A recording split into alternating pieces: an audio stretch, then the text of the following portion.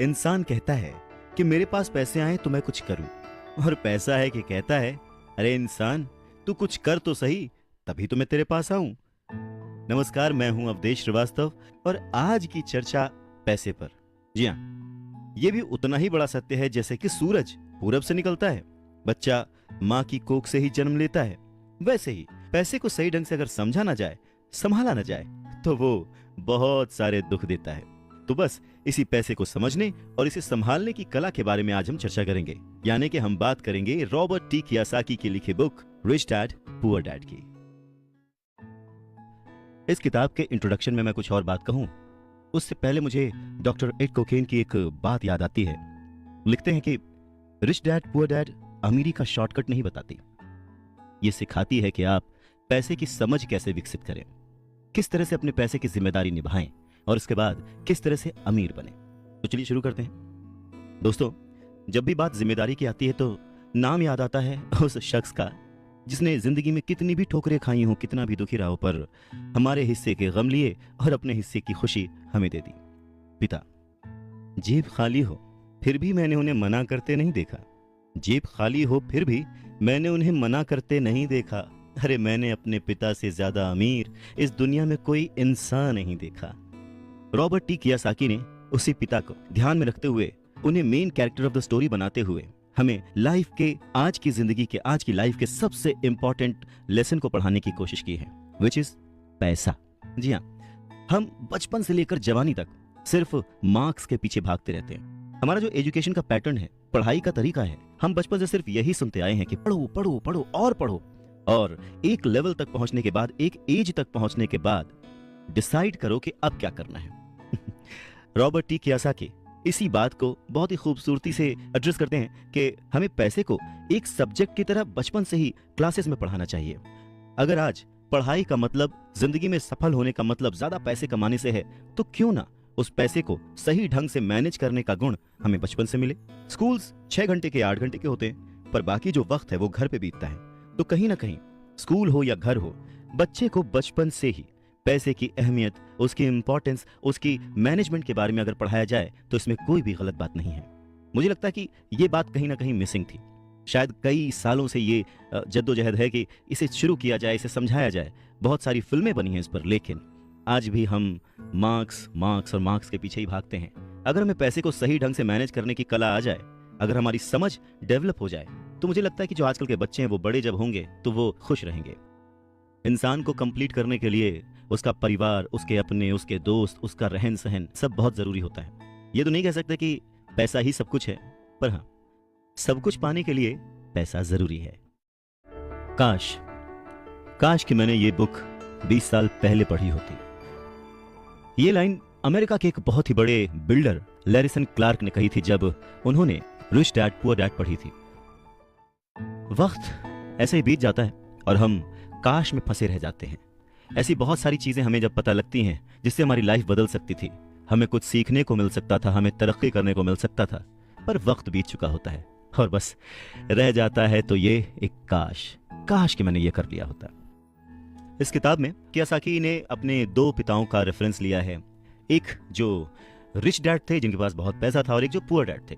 Robert Kiyosaki अपने दोनों पिताओं को, दोनों डैड्स को बराबर का सम्मान देते थे और उनके जो दोनों पिता थे वो भी उन्हें उतना ही प्यार करते थे।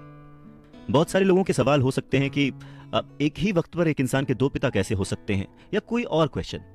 मुझे लगता है कि हम अगर इस बात पे ध्यान दें कि रॉबर्ट कियोसाकी हमें समझाना क्या चाहते हैं, तो हमारे लिए फायदे की बात होगी।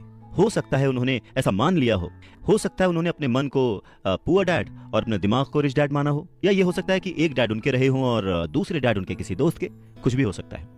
इंपॉर्टेंट ये नहीं है कि ये जो डैड का रेफरेंस लिया उन्होंने, ये कहानी है या काल्पनिक है। असल बात ये है कि रॉबर्ट कियोसाकी हमें समझाना क्या चाहते हैं, हमें बताना क्या चाहते हैं। चलिए मान लेते हैं कि रॉबर्ट कियोसाकी के 2 पिता थे और उनमें से एक बहुत अमीर थे, एक बहुत गरीब थे।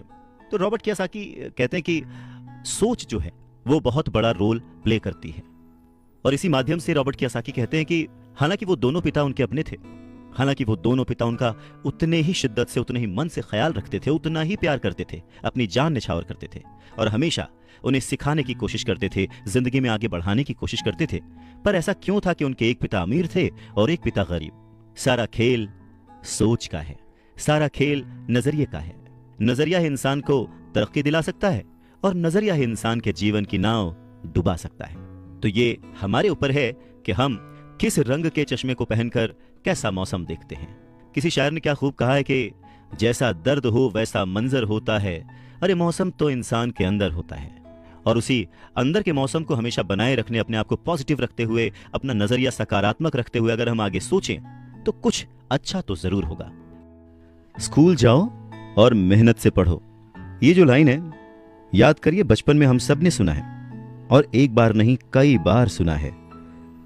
रिश्तेदारों से, घर वालों से, टीचर से, हर एक से, स्कूल जाओ और मेहनत से पढ़ो।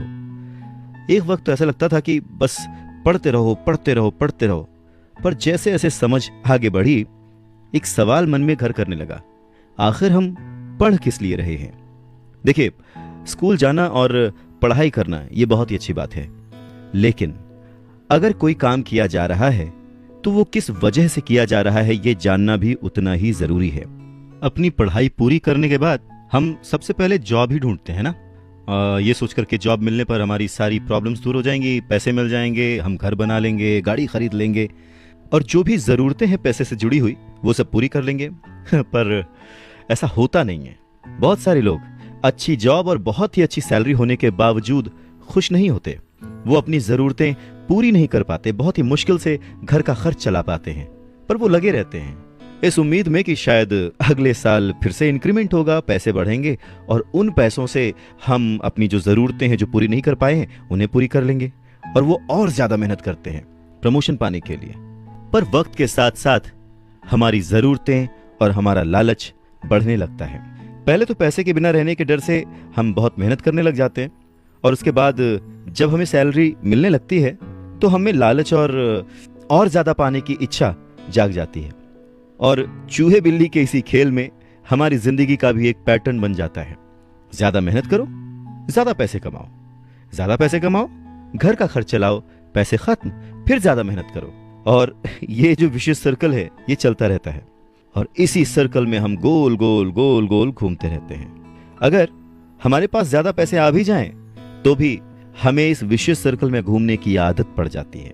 हमें डर और लालच पर काबू पाना सीखना बहुत जरूरी है, क्योंकि अगर हम अमीर बन भी गए तो इन आदतों की वजह से हम हमेशा डर के साए में रहेंगे और अपनी जिंदगी को एंजॉय नहीं कर पाएंगे। पहले के जमाने में शिक्षा एक जरिया थी लोगों की पर्सनैलिटी डेवलप करने का और आसपास के हर विषय में उन्हें जानकारी देने का। पर वक्त के साथ साथ पढ़ाई का लक्ष्य, उसका गोल बदल गया। पढ़ाई का मकसद रह गया बड़े होकर अपनी जीविका चलाना, ब्रेड एंड बटर कमाना, और इसमें कुछ गलत भी नहीं है। वक्त के साथ चीजें बदलना बहुत जरूरी है, क्योंकि जो चीज वक्त के साथ नहीं बदलती वो या तो हमारी खुशियां छीनती है या फिर समाज को बहुत ही पीछे ले जाती है। रॉबर्ट टी कियोसाकी ने इस बहुत ही अहम मुद्दे को यहां पर उठाया है अपने book rich dad poor dad में। क्या खूब कहा है कि बचपन से ही अगर हम बच्चे को मनी को एज अ सब्जेक्ट बच्चों को पढ़ाना शुरू करें, उन्हें यह समझाना शुरू करें कि उसे कैसे मैनेज किया जाए, तो बड़े होने पर बच्चों की बहुत सारी प्रॉब्लम्स अपने आप ही सॉल्व हो जाएंगी। बच्चा खुद उन्हें सॉल्व करने की क्षमता रखेगा।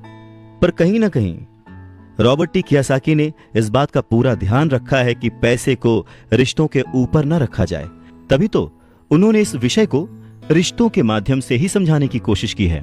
रॉबर्ट टी कियोसाकी के पहले जो डैडी थे वो हमेशा ये कहते थे कि मैं इसे कैसे खरीद सकता हूं, वहीं जो उसके दूसरे डैडी थे वो कहते थे मैं इसे क्यों नहीं खरीद सकता हूं।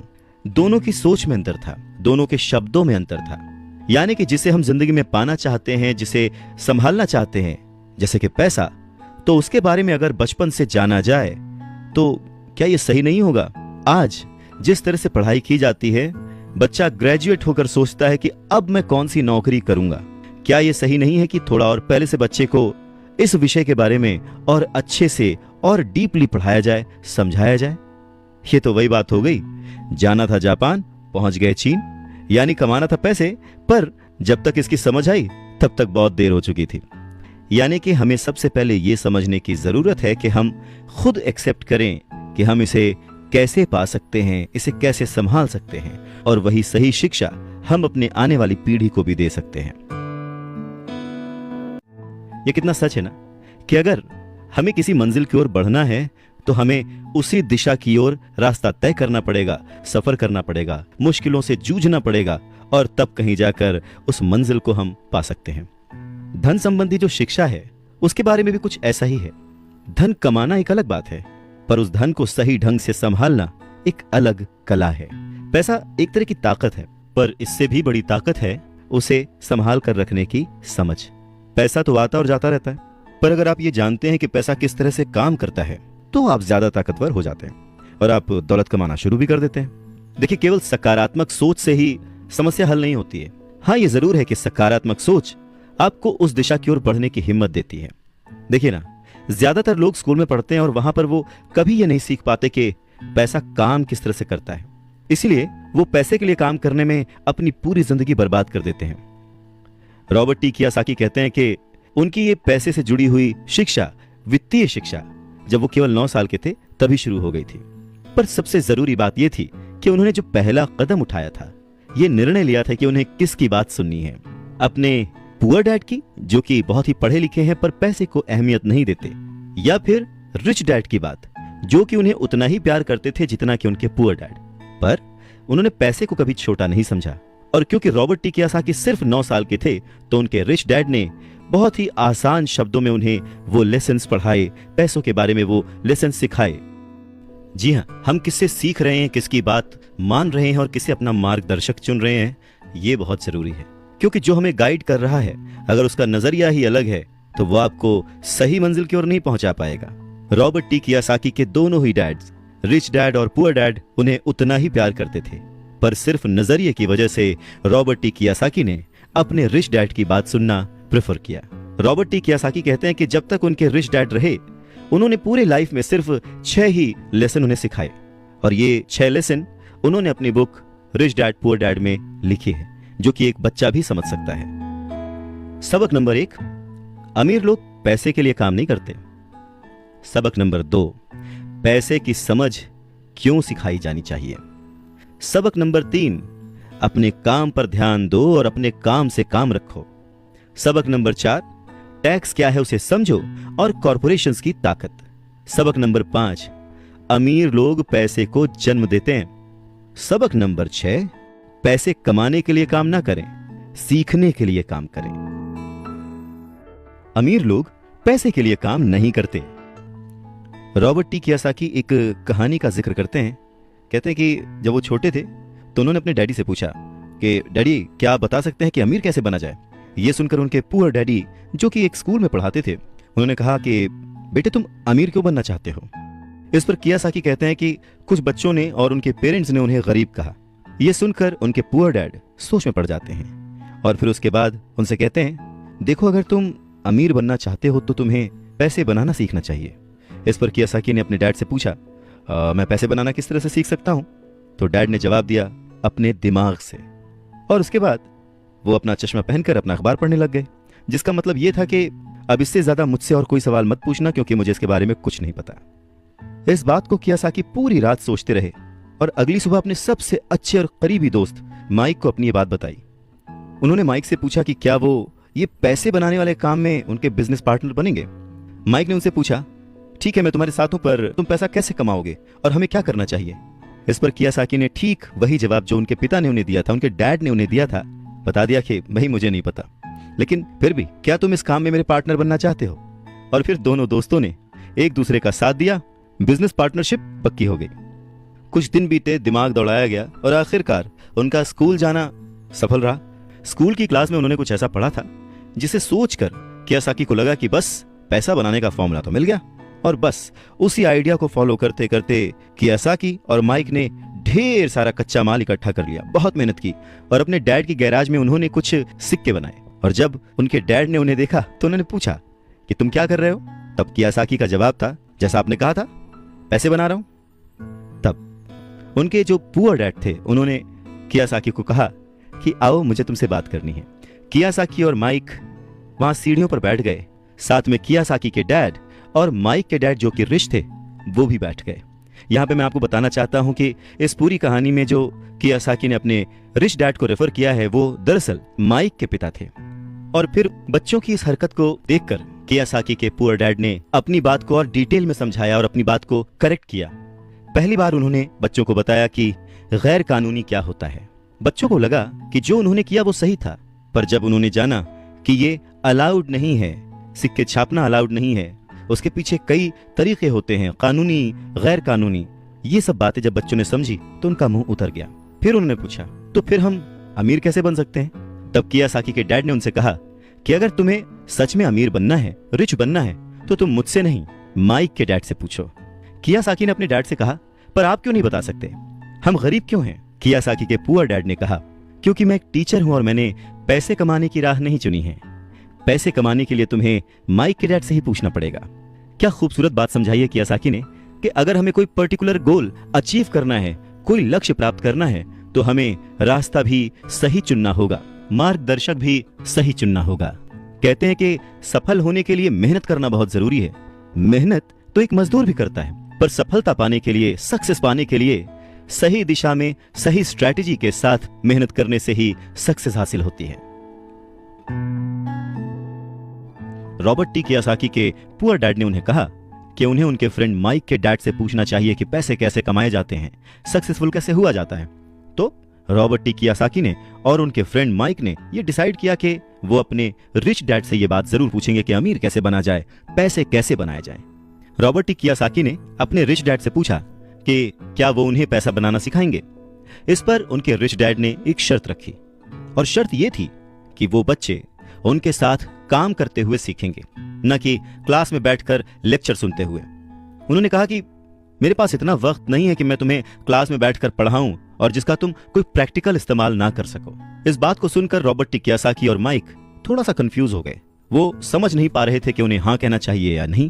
उन बच्चों की कंफ्यूजन देखकर उनके डैड ने उनसे कहा, अगर जिंदगी में सक्सेस पाना चाहते हो, सफल होना चाहते हो, तो कम समय लेकर डिसाइड करना सीखो, जल्द से जल्द डिसीजन लेना सीखो। उन्होंने जल्दबाजी करने को नहीं कहा, पर हाँ, जितना कम समय हो सके उतने कम समय में सही निर्णय लेने की कला जिसको आती है वो जिंदगी में हमेशा आगे जाता है। यही उनकी सीख थी। और फिर बच्चों ने डिसाइड किया कि वो खेल छोड़कर सीखने का विकल्प चुनेंगे, काम करने का विकल्प चुनेंगे, ताकि उन्हें यह समझ में आ सके कि पैसे कैसे कमाए जा सकते हैं। बस फिर क्या था, बच्चे अगले ही दिन अपने रिच डैड के पास पहुंच गए। उनके रिच डैड ने उन बच्चों को एक शॉप पर सफाई का काम दिया।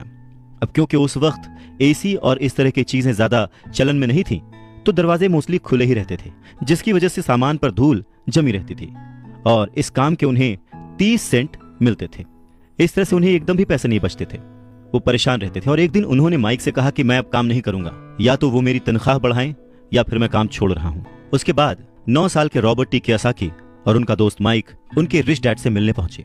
रिच डैड के सामने बैठते ही माइक बुरी तरह से रो पड़े और उन्होंने कहा, डैड, आपने कहा था कि अगर मैं आपके लिए काम करूंगा तो आप मुझे पैसा कमाना सिखाएंगे। अपनी तरफ से मैंने पूरी तरह से, पूरी ईमानदारी से काम किया है, कड़ी मेहनत की है। इस काम के लिए मैंने अपनी खेल तक की कुर्बानी दे दी और अब आप अपने वादे से मुकर रहे हैं। आपने मुझे कुछ भी नहीं सिखाया।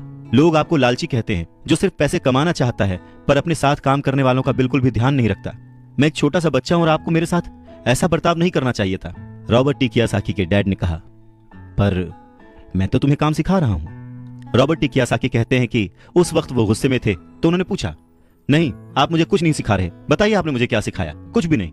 आपसे सीखने के लिए मैं बस चंद सिक्कों में काम करने के लिए तैयार हो गया और उसके बाद तो आपने मुझसे बात तक नहीं की। मैं आपकी शिकायत सरकार से करूंगा। हमारे देश में भी बाल श्रम कानून है, आप तो जानते ही हैं।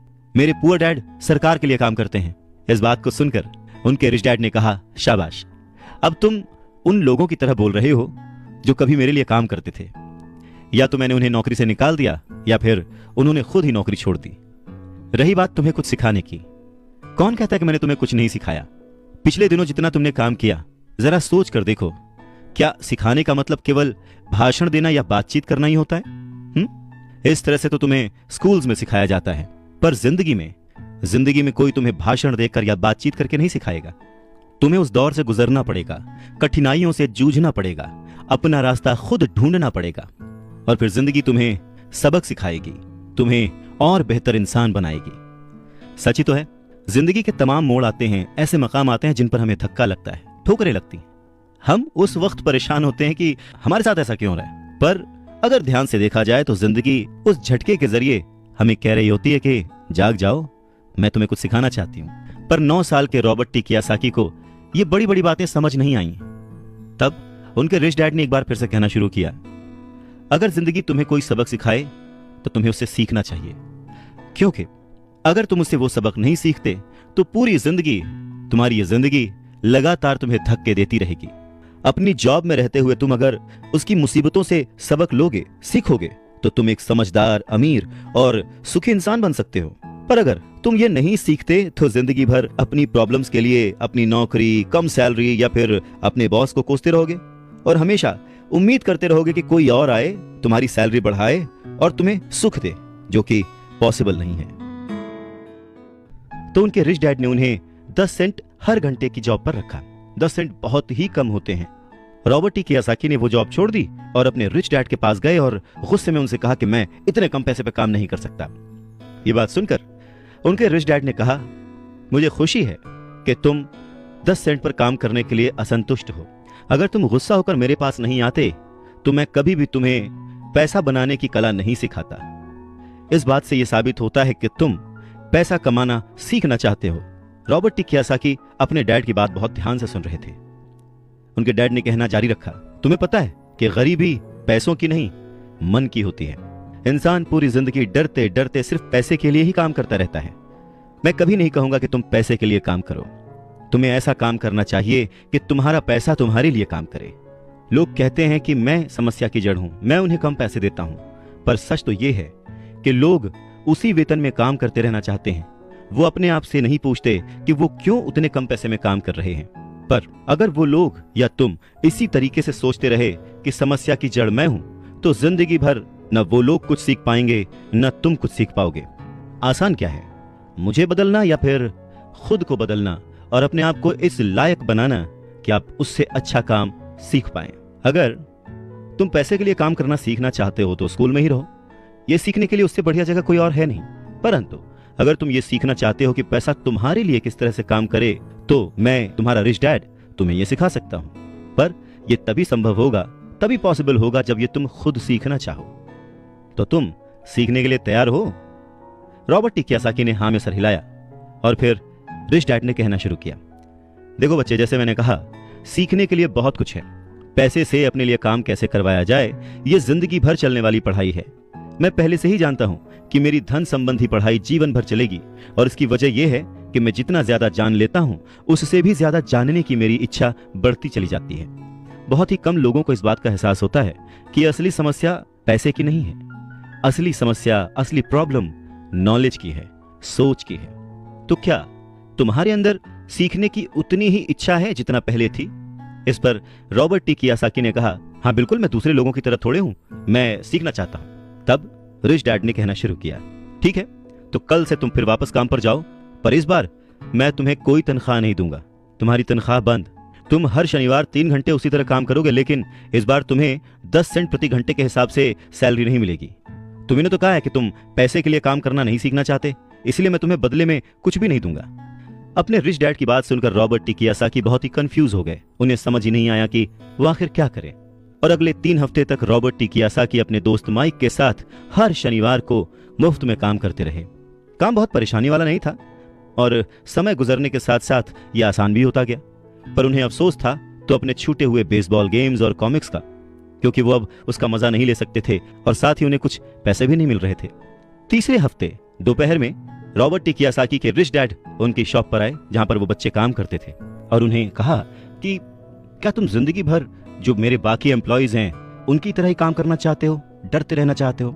मुझे लगता है कि मुझे तुम्हारी सैलरी बढ़ा देनी चाहिए, 25 सेंट्स पर आवर। ये सुनकर वो दोनों मन ही मन खुश हो गए, पर उन्होंने सामने कुछ नहीं कहा, वो चुप रहे। रिच डैड ने थोड़ी देर देखा और कहा कि चलो अच्छा, तुम इतने पे खुश नहीं हो, मैं तुम्हारी सैलरी $1 पर आवर कर देता हूं। $1 पर आवर उस समय के हिसाब से कह सकते हैं कि देश का सबसे अमीर बच्चा भी जो होगा वो भी नहीं कमाता होगा। वो थोड़ी देर चुप रहे और फिर उन्होंने कहा कि अच्छा चलो ठीक है, मैं तुम्हारी सैलरी $5 पर आवर कर देता हूं। ये सैलरी सुनकर उनका मन बार बार कह रहा था कि मान लो, इससे क्या नहीं खरीदा जा सकता, ढेर सारी कॉमिक्स, ढेर सारी साइकिल्स वगैरह वगैरह। पर वो चुप रहे। उन बच्चों को चुप देख उनके रिच डैड ने कहा, मुझे अच्छा लगा कि तुम लोगों ने लालच नहीं किया, जल्दबाजी नहीं दिखाई, और मैं ये देख सकता हूं कि तुम अगर इसी तरह मन लगाकर सीखते रहे तो फ्यूचर में पैसे से जुड़ी किसी भी बात के लिए तुम जल्दबाजी में डिसीजन नहीं लोगे। जब किसी के पास पैसा आता है तो अपने साथ डर और लालच भी लेकर आता है। नमस्कार, मैं हूं Awadhesh Shrivastava. Robert T Kiyosaki के रिच डैड उन्हें पैसे के बारे में, उसकी अहमियत के बारे में और साथ में आने वाले डर और लालच के बारे में समझाते हुए कहते हैं कि कुछ और पाने की इच्छा को, बेहतर पाने की इच्छा को लोग लालच कहते हैं, पर मेरे लिए ये इच्छा ही है और इसमें कोई बुराई भी नहीं है। पर यकीन मानो, अगर मैं तुम्हें $5 भी दूं तो भी तुम्हारी समस्या नहीं सुलझेगी, तुम अमीर नहीं बन पाओगे। अपने रिच डैड की बात सुनकर रॉबर्ट टी कियोसाकी ने पूछा, ऐसा क्यों? अगर मैं इतनी सैलरी उठाऊंगा उसके बाद भी मैं अमीर क्यों नहीं बन पाऊंगा? तब रिच डैड ने कहा, क्योंकि अमीरी मन से होती है, सोच से होती है, पैसे से नहीं। पैसा आज है, कल जा भी सकता है, पर जो इंसान सोच से अमीर है, जो ये जानता है कि पैसे को कैसे संभाला जाए, पैसे को कैसे कमाया जाए, पैसे को कैसे बनाया जाए, वो कभी भी गरीब नहीं हो सकता। इस पर रॉबर्ट टी कियोसाकी ने पूछा, तो क्या हमें पैसे से दूर रहना चाहिए, उसके पीछे भागना नहीं चाहिए? इस पर रिच डैड ने जवाब दिया, देखो, पैसे से दूर रहना भी उतना ही बड़ा पागलपन है जितना कि उसके पीछे भागना। मुसीबत की घड़ी में या पैसे न होने की घड़ी में, गरीबी की हालत में ज्यादातर लोग ये नहीं जानते कि वो अपने दिमाग से सोचते हैं या अपने दिल से। आपकी भावनाएं तो आपकी ही रहेंगी, पर मुसीबत के वक्त दिल से नहीं, दिमाग से सोचना भी आना चाहिए। अक्सर लोग जब नौकरियां छोड़ते हैं, अक्सर लोग जब अपने बॉस की बुराई करते हैं, अक्सर लोग जब अपनी मुसीबतों के पहाड़ की बात करते हैं, तो वो अपने दिल से सोच रहे होते हैं, क्योंकि जो दिमाग से सोचता है वो हमेशा अपनी तरक्की के बारे में सोचता है। वो इस डर से नहीं सोचता कि उसकी नौकरी चली जाएगी। तुम्हें दिल के हाथों मजबूर होकर, डर के हाथों मजबूर होकर पैसे का गुलाम नहीं बनना है। मैं चाहता हूं कि तुम दिमाग से सोचो और पैसे को अपना गुलाम बनाओ, ताकि वो पैसा तुम्हारे लिए काम करे। क्योंकि इस दुनिया में सच्चा अमीर वही है जो पैसे के पीछे न भागे, जो खुद पैसे के लिए काम ना करे, बल्कि उसका पैसा उसके लिए 24 घंटे काम करता रहे। बढ़ती हुई महंगाई और घटती हुई कमाई को देखकर मुझे आधार कार्ड की नहीं बल्कि उधार कार्ड की जरूरत महसूस हो रही है।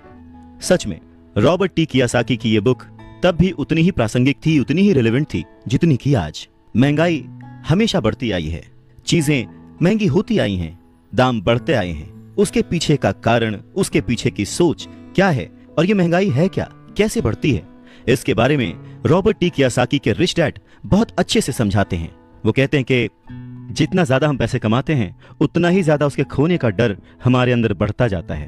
पैसे के साथ जो डर आता है, पैसे के साथ जो लालच आता है, वही हमें पैसे के पीछे भगाता है और हमें पैसे का गुलाम बनाता है। हमें यह समझने की जरूरत है कि इस लाइफ की जरूरतों में हम सब बंधे हुए हैं। हम सब अपने परिवार को चलाने के लिए, अपनी डेली नीड पूरी करने के लिए, अपने शौक पूरे करने के लिए दिन ब दिन पैसे के पीछे भागते रहते हैं। धीरे धीरे ज्यादा पैसा कमाने की इच्छा करते रहते हैं। पैसा कमाना गलत नहीं है, पर पैसे कमाने के पीछे की नीयत, उसका सही होना जरूरी है। और वो नीयत ही है जो इस समाज में महंगाई बढ़ाती है, और वो नीयत ही है जो इस समाज में डिसबैलेंस पैदा करती है। एक छोटे से एग्जाम्पल से इस बात को समझा जा सकता है कि एक डॉक्टर जो अपने परिवार को ज्यादा खुशी देना चाहता है, अपनी फीस बढ़ा देता है। उसकी फीस बढ़ने की वजह से सारी मेडिकल फैसिलिटीज, स्वास्थ्य सुविधाएं सब महंगी हो जाती हैं। अब इससे गरीब लोगों को सबसे ज्यादा नुकसान पहुंचता है, इसलिए गरीब लोगों का स्वास्थ्य अमीर लोगों से ज्यादा बुरा होने लगता है। अब क्योंकि डॉक्टर्स ने अपनी फीस बढ़ा दी है, इसलिए लॉयर्स ने भी अपनी फीस बढ़ा दी। लॉयर्स ने अपनी फीस बढ़ा दी तो स्कूल टीचर भी अपनी तनख्वाह बढ़ाना चाहते हैं, और यह सिलसिला बस यूं ही चलता रहता है। जल्द ही अमीर और गरीब होता जाता है, और इतना बड़ा अंतर दोनों के बीच आ जाता है कि सोशल डिसबैलेंस पैदा हो जाता है। रिच डैड की बात सुनकर रॉबर्ट टी कियोसाकी ने उनसे पूछा, डैड, क्या कीमतें बढ़नी नहीं चाहिए? इस पर रिच डैड ने जवाब दिया, अच्छी तरह से चल रही सरकार और एक शिक्षित समाज में तो नहीं बढ़नी चाहिए। कीमतें दरअसल कम होनी चाहिए। जाहिर है कि ऐसा केवल सिद्धांतों में ही होता है, आइडियली ऐसा होना चाहिए, पर प्रैक्टिकली ऐसा नहीं होता। कीमतें अज्ञान से पैदा हुए लालच और डर के कारण होती हैं, जैसा कि मैंने तुम्हें बताया। अगर स्कूल्स में मनी के बारे में, पैसों के बारे में सिखाया जाता तो लोगों के पास ज्यादा पैसा होता और बाजार की कीमतें भी कम होती। ये सब कुछ इंटर रिलेटेड है, एक दूसरे से जुड़ा हुआ। पर हमारी सोसाइटी में सिर्फ पैसे के लिए काम करना सिखाया जाता है, पैसे की ताकत का इस्तेमाल करना नहीं सिखाया जाता। और इसीलिए मैं हमेशा कहता हूं कि पैसे से जुड़े ऐसे किसी भी मुद्दे पर दिमाग से सोचने की जरूरत है। इसके आगे रॉबर्ट टी कियोसाकी अपने डैड से पूछते हैं, डैड बहुत देर से आप कह रहे हैं कि दिल से मत सोचो, दिमाग से सोचो, आखिर दिल से सोचने और दिमाग से सोचने में फर्क क्या है? इस पर रिच डैड उन्हें समझाते हैं, देखो मैं ये बात अक्सर सुनता हूं कि हर आदमी को काम करना पड़ता है, या फिर अमीर लोग दूसरों के पैसे मार लेते हैं, मेरी सैलरी बढ़नी चाहिए, मैं इस काम से खुश नहीं हूं, मैं दूसरी जगह जॉब ढूंढ लूंगा, वगैरह वगैरह। पर अगर हम ध्यान से देखें तो ये सारी बातें भावनाओं में बहकर कही गई हैं, ये सारी बातें इमोशनल होकर कही गई हैं, और अक्सर भावनाओं में बहकर हम जो भी डिसीजन लेते हैं वो सिर्फ हमें नुकसान पहुंचाता है। तो बात को समझो, जब भी कोई डिसीजन लो दिमाग से लो, जल्दबाजी मत करो, हाँ पर जल्दी करो। बस इसी तरह से मन लगाकर काम करते रहो, तुम्हारा जो दिमाग है वो तुम्हें जल्द से जल्द कुछ ना कुछ ऐसे सही तरीके बता ही देगा जिससे तुम ज्यादा कमा पाओगे, ऐसी चीजें देख पाओगे जो दूसरे लोग नहीं देख पाते। मौका उनकी नाक के नीचे होता है, अवसर उनके पास होता है, सामने होता है, पर वो उसे पहचान नहीं पाते। पर अगर तुम दिमाग से काम लोगे तो तुम उन्हें पहचान पाओगे, उन मौकों का फायदा उठा पाओगे और जिंदगी में आगे बढ़ पाओगे। पैसा आए तो मुसीबत, ना आए तो मुसीबत, इसीलिए पैसे को समझना बहुत जरूरी है। रॉबर्ट टी कियोसाकी कहते हैं कि वो और उनका दोस्त माइक अब बड़े हो चुके थे, और माइक ने अपने डैडी का बहुत बड़ा सा कारोबार संभाल लिया था और बहुत सक्सेसफुल भी था। और अब माइक अपने बेटे को ठीक वैसे ही सिखा रहा था जैसे कि उसके डैड ने, यानी कि रॉबर्ट टी कियोसाकी के रिच डैड ने उन दोनों को सिखाया था। रॉबर्ट टी कियोसाकी कहते हैं कि जब वो 47 साल के हुए तो उन्होंने डिसाइड किया कि अब उन्हें रिटायर हो जाना चाहिए। रिटायरमेंट का ये मतलब नहीं होता कि काम नहीं किया जाएगा या आगे काम नहीं करना चाहते वगैरह वगैरह। रिटायरमेंट का मतलब ये होता है कि अब आप इस लायक हो गए हैं कि आपका पैसा आपके लिए काम करे। रिटायरमेंट का सही मतलब यही है कि आपने पूरी जिंदगी जो मेहनत करके, जो स्ट्रैटेजीज बना के, सही जगह निवेश करके पैसा लगाया था, अब आपकी वो एज आ चुकी है कि अब आप उस पैसे को एंजॉय करें, क्योंकि आपका पैसा अब आपके लिए काम करना शुरू कर चुका है। कुछ लोग पूरी जिंदगी काम करते रहते हैं, रिटायर नहीं हो पाते। पूरी जिंदगी काम करना गलत नहीं है, पर यह डिफरेंस समझना बहुत जरूरी है कि पैसे की जरूरत की वजह से पूरी जिंदगी काम कर रहे हैं, उसका गुलाम बन के काम कर रहे हैं, या फिर उसका मालिक बन के और अपने काम को एंजॉय करके पूरी जिंदगी काम कर रहे हैं।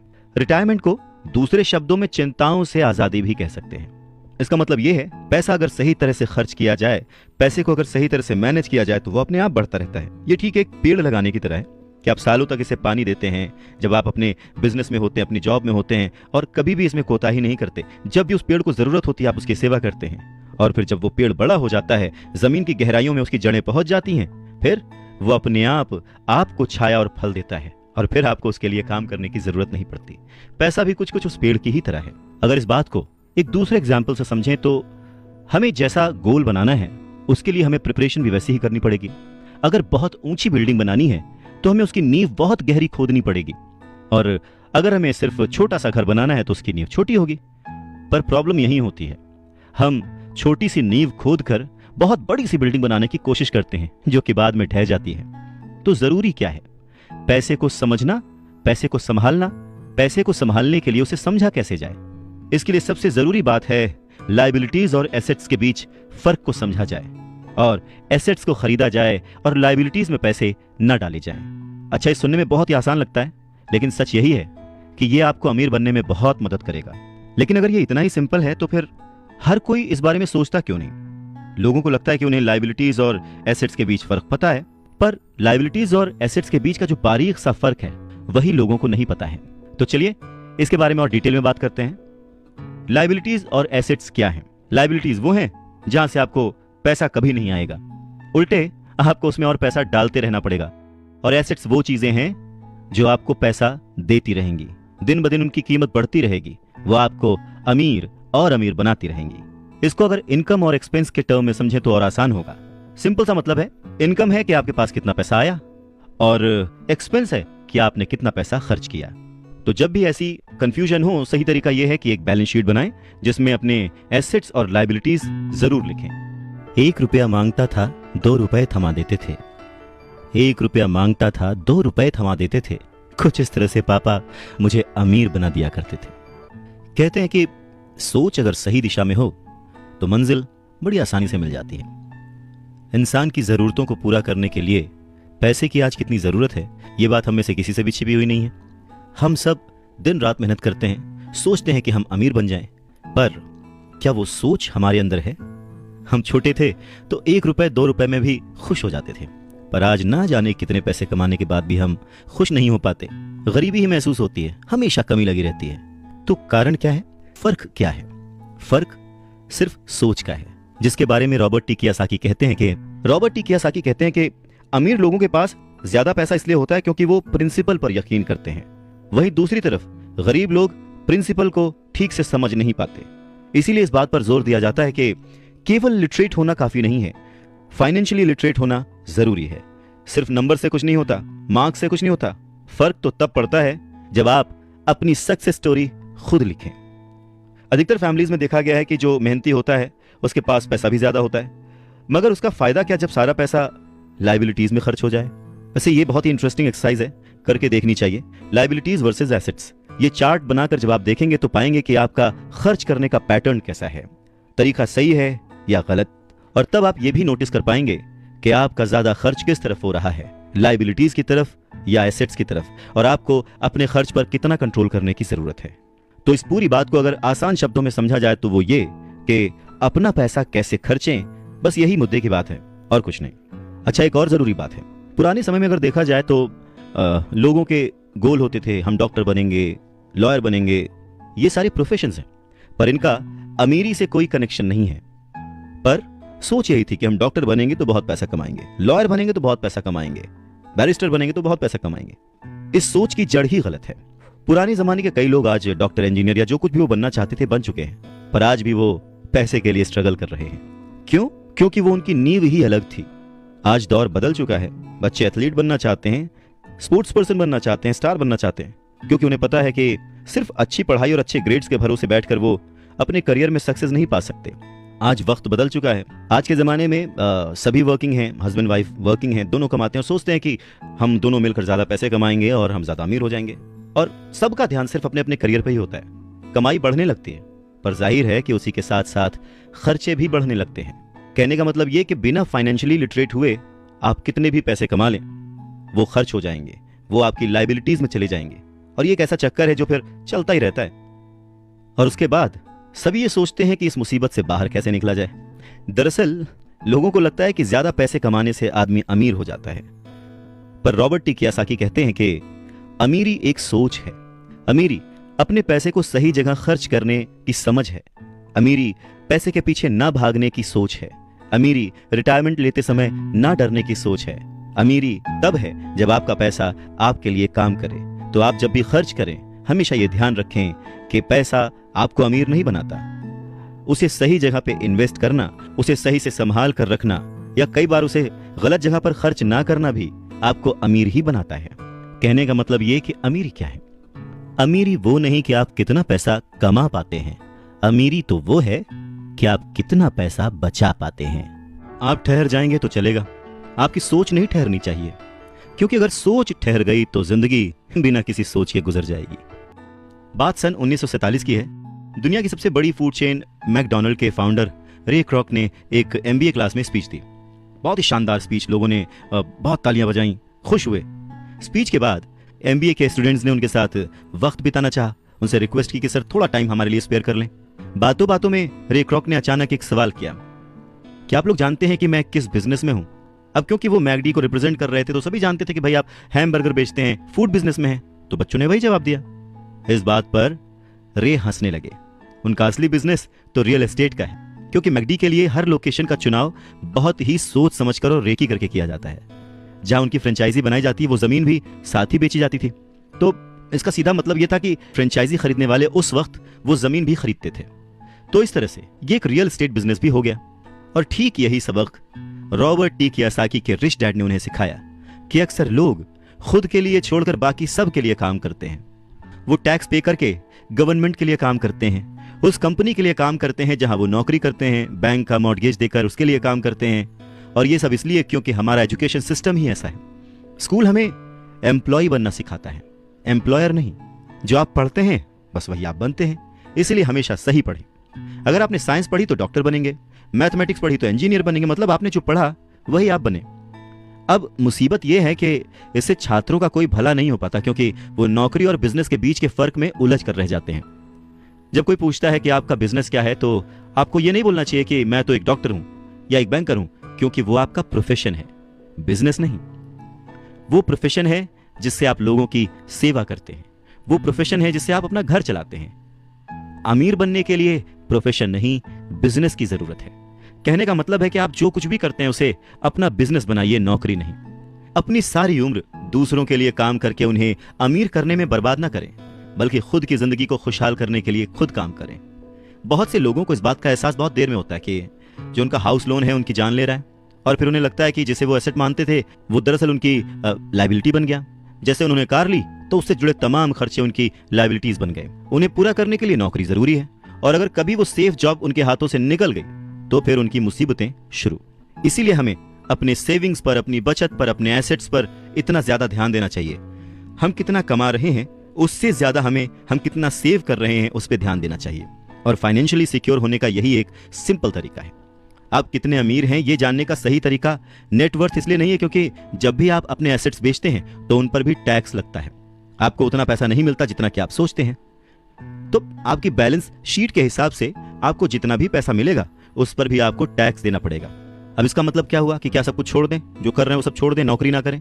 नहीं, रॉबर्ट टी कियोसाकी ये बिल्कुल नहीं कहते कि जो कुछ आप कर रहे हैं उसे छोड़ दें, जो नौकरी कर रहे हैं उसे छोड़ दें। अपनी नौकरी करते रहिए, पर साथ ही एसेट्स भी जमा करते रहिए। और एसेट्स से उनका मतलब है सही और असली मायने में एसेट्स। वो ये नहीं कहते कि आप कोई कार खरीद लीजिए, क्योंकि कार एसेट नहीं है, क्योंकि जैसे ही आप उसे सड़क पर उतारेंगे उसका रेट घट जाएगा, उसकी कीमत घट जाएगी। जितना हो सके खर्चे में कटौती करिए और लायबिलिटीज को घटाइए। तो बड़ा सवाल यह आता है कि किस तरह के एसेट्स खरीदे जाने चाहिए। कुछ एग्जाम्पल्स इस तरह से समझे जा सकते हैं कि ऐसा कोई बिजनेस करें जहां आपकी मौजूदगी जरूरी ना हो। मतलब अगर आप वहां पे ना भी रहें तो आपका काम चलता रहे, दूसरे लोग आपके लिए काम करते रहें, और बस वही आपका बिजनेस है। दूसरा, आप कह सकते हैं कि रियल एस्टेट में पैसे लगा सकते हैं, आप लैंड खरीद सकते हैं, स्टॉक और बॉन्ड खरीद सकते हैं। आजकल बहुत सारी पॉलिसीज आ गई हैं, उन्हें समझें और फिर उसमें इन्वेस्ट करें। जब एसेट्स खरीदें तो अपनी पसंद की चीजों पर पैसा लगाएं, क्योंकि आपका मन होगा तभी आप उसमें ध्यान दे पाएंगे। अगर उसमें आपकी रुचि नहीं होगी ना तो आप उसे बेहतर समझ नहीं पाएंगे। रॉबर्ट टी कियोसाकी को रियल एस्टेट और स्टॉक्स में रुचि थी, खासकर छोटी कंपनियों में इन्वेस्ट करने की। तो उन्होंने अपने रिच डैड की सलाह पर अपनी नौकरी कभी नहीं छोड़ी। वो जॉब करते रहे, साथ ही अपने एसेट कॉलम को बड़ा और मजबूत बनाते रहे।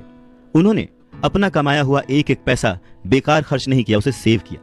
वो हमेशा ये मानकर चलते रहे कि इस पैसे की उन्हें जरूरत नहीं है, वो उसके मालिक हैं, गुलाम नहीं है। अगर आपको लगता है कि आप लग्जूरियस लाइफ जीना चाहते हैं, लग्जरी खरीदना चाहते हैं, शौक से खरीदिए, कोई बड़ी बात नहीं है। पर जैसे ही आपको ये विचार आए, ये भी जरूर सोचिए कि अमीर और गरीब में बस यही फर्क है। जहां पर मिडिल क्लास आदमी या गरीब आदमी पैसा आते ही पहले लग्जरी में खर्च करता है, वहीं अमीर आदमी उसे सबसे बाद में खरीदता है। तो यही सीक्रेट है अमीरों के और अमीर होने का और गरीबों की बढ़ती गरीबी का। संपत्ति वो है जो हमें पैसे कमा के देती है, और जिम्मेदारी, दायित्व वो है जो हमसे पैसे खर्च करवाता है। रॉबर्ट टी कियोसाकी कहते हैं कि उनके रिच डैड हमेशा चीजों को सिंपल तरीके से समझने और समझाने में विश्वास रखते थे। उन्होंने बच्चों से कहा कि अकाउंटिंग में अंक यानी नंबर इंपॉर्टेंट नहीं है, इंपॉर्टेंट तो वो बात है जो वो नंबर्स, वो अंक बता रहे हैं। ये ठीक लेटर्स की तरह है या शब्दों की तरह है। जैसे शब्द या वर्ड्स इंपॉर्टेंट नहीं होते, इंपॉर्टेंट वो बात होती है जो वो शब्द कह रहे हैं, जो वो शब्द बताना चाहते हैं। कई लोग पढ़ते हैं परंतु बहुत ज्यादा समझ नहीं पाते। अब ये रीडिंग की एक प्रॉब्लम हो सकती है। जैसे एक छोटा सा एग्जांपल लें कि अगर आपके घर में कभी मोबाइल आया हो या वीसीआर आया हो और उसके साथ एक इंस्ट्रक्शन बुक भी आती है, कभी आपने उस इंस्ट्रक्शन बुक को पढ़ा है? मैं ये गारंटी दे सकता हूं कि बहुत सारे लोगों को उसे पढ़ने के बाद भी कुछ समझ नहीं आएगा और ऐसा लगेगा कि वो दुनिया का सबसे मुश्किल काम है। ठीक वैसे ही अंकों के साथ है। अगर आप अमीर बनना चाहते हैं तो आपको अंकों को पढ़ना और उन्हें समझना आना चाहिए। रॉबर्ट टी कियोसाकी कहते हैं कि अपने रिच डैड से ये बात उन्होंने हजारों बार सुनी थी, और ये भी सुना कि अमीर लोग संपत्ति इकट्ठा करते हैं, जबकि गरीब और मध्य वर्गीय यानी मिडिल क्लास लोग दायित्व इकट्ठा करते हैं। तो सवाल यह आता है कि जब कोई नौकरी कर रहा है, अच्छी सैलरी उठा रहा है, फिर भी उसके पास पैसे की तंगी क्यों होती है?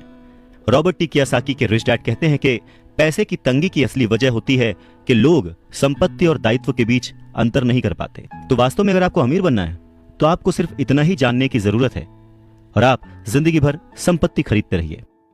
बस इनके बीच के फर्क को न जानने के कारण बहुत सारे लोग जिंदगी भर पैसे की कमी से परेशान रहते हैं। पैसों के लिए आदमी इसलिए परेशान होता रहता है क्योंकि वो ना तो शब्दों को समझ पाता है ना ही अंकों को। जिन लोगों के सामने पैसे की मुश्किलें आ रही हैं, उन्हें यह समझ लेना चाहिए कि शब्दों या अंकों में ऐसा कुछ है जिसे वो पढ़ नहीं पा रहे हैं। कोई चीज ठीक से उनकी समझ में नहीं आ रही है। अमीर लोग इसीलिए अमीर होते जाते हैं क्योंकि इस मामले में वो पैसे की तंगी से परेशान लोगों से ज्यादा समझदार होते हैं। तो अगर आप भी अमीर बनना चाहते हैं और अपनी दौलत को बनाए रखना चाहते हैं तो पैसे की साक्षरता और समझदारी बहुत जरूरी है, शब्दों में भी और अंकों में भी। जिंदगी में सिर्फ पैसे कमाकर या पैसे बचाकर आप अमीर नहीं बन सकते। अमीर बनने के लिए आपको अपने अंदर बहुत कुछ बदलना पड़ेगा। अगर कोई लॉटरी में पैसे जीत जाए और उसे वो अपने साथ रख ले, बचा ले, तो क्या वो आपकी निगाह में अमीर है? नहीं, क्योंकि वो पैसा आज नहीं तो कल उसके साथ नहीं रहेगा। अमीरी एक सोच है, एक जीवन शैली है, एक नजरिया है, और आपको हमेशा अमीर बने रहने के लिए अमीरों की तरह ही सोचना पड़ेगा, खुद को इंप्रूव करना पड़ेगा। और इसी बात को रॉबर्ट टी कियोसाकी के रिच डैड एक कहानी के माध्यम से उन्हें समझाते हैं।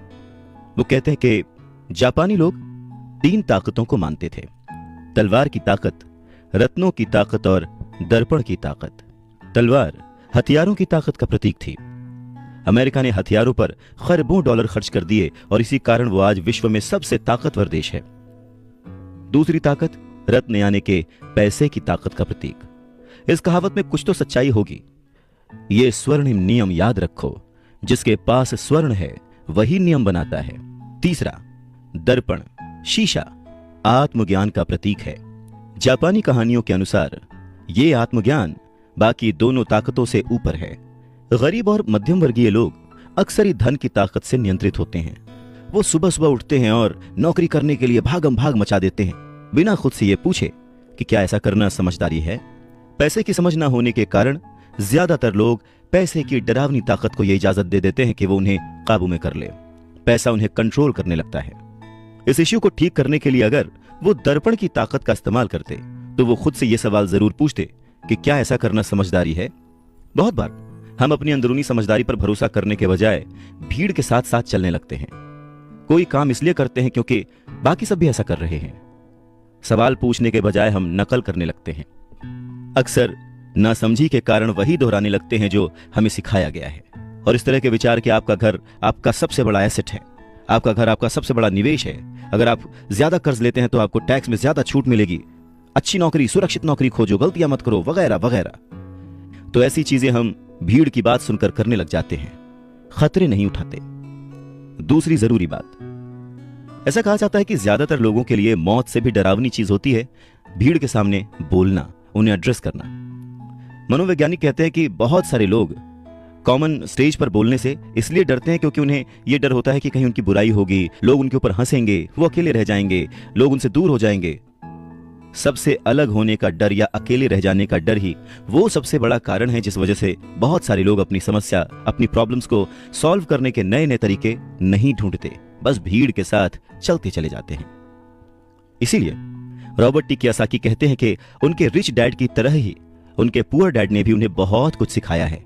और उनमें से एक जरूरी बात यह थी कि क्यों और किस तरह से जापानी लोग दर्पण की ताकत को, आईने की ताकत को सबसे ज्यादा इंपॉर्टेंस देते थे।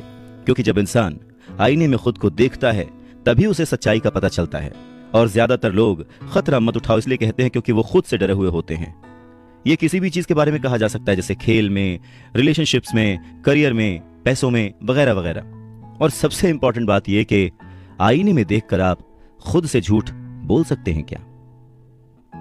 रॉबर्ट टी कियोसाकी इस बात का जिक्र यहां इसलिए करते हैं क्योंकि भीड़ के साथ चलने में और पड़ोसियों की नकल करने में, उनके ऐशो आराम की नकल करने में बहुत सारी दिक्कतें आती हैं।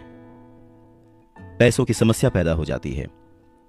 वो उनका तरीका है, वो उसे अफोर्ड कर सकते हैं, पर जब हम देखा देखी बिना सोचे समझे नकल करना शुरू कर देते हैं तो हम समस्याओं से घिर जाते हैं। और तब हमें जरूरत होती है आईने की, जो हमें यह बताए हमें क्या करना चाहिए। क्योंकि बेसिक रूल तो वही है, आप पैसे के गुलाम नहीं हैं। ऐसे काम करिए, ऐसे सोचिए, ऐसे बनिए कि पैसा आपका गुलाम हो, वो आपके लिए काम करे। जब भी बाजी लगाइए दिल और दिमाग की, ये जरूर सोचिए कि बात पैसों की है या फिर रिश्तों की। अमीर बनने का मतलब ये नहीं होता कि आप इमोशनलेस हो जाए। अमीर बनने का यह मतलब नहीं होता कि आप अपने रिश्तों को छोड़ दें। अमीर बनने का यह मतलब नहीं होता कि 24 घंटे आप सिर्फ फायदा उठाने की बात सोचें। अमीरी तो एक सोच है।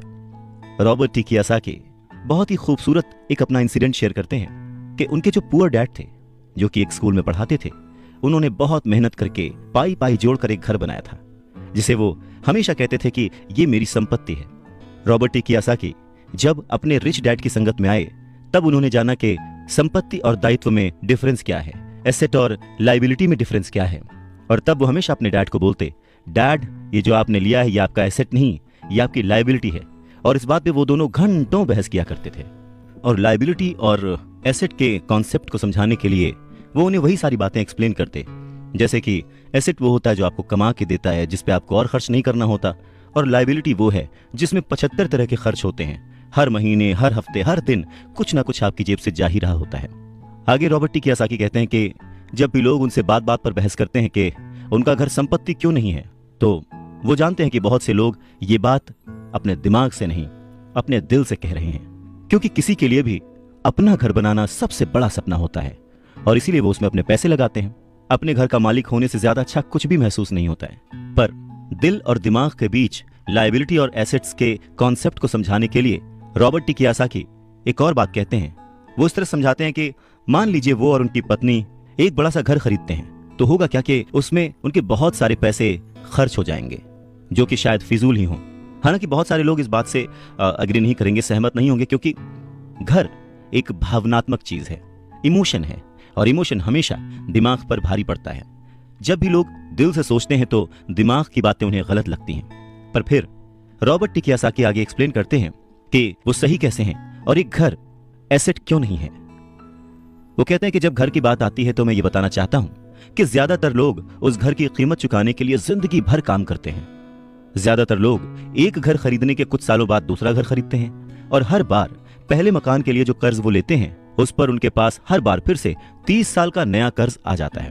हालांकि लोगों को मॉर्टगेज पेमेंट पर ब्याज के लिए टैक्स में छूट मिलती है, पर वो अपने दीगर खर्चों के लिए टैक्स के बाद मिलने वाले रुपयों का उपयोग करते हैं। अपनी मॉर्टगेज पूरी तरह से चुकाने के बाद भी प्रॉपर्टी टैक्स। उनकी पत्नी के मम्मी डैडी को यह बात सुनकर बहुत धक्का लगा जब उनके घर का प्रॉपर्टी टैक्स $1000 प्रति माह तक पहुंच गया था।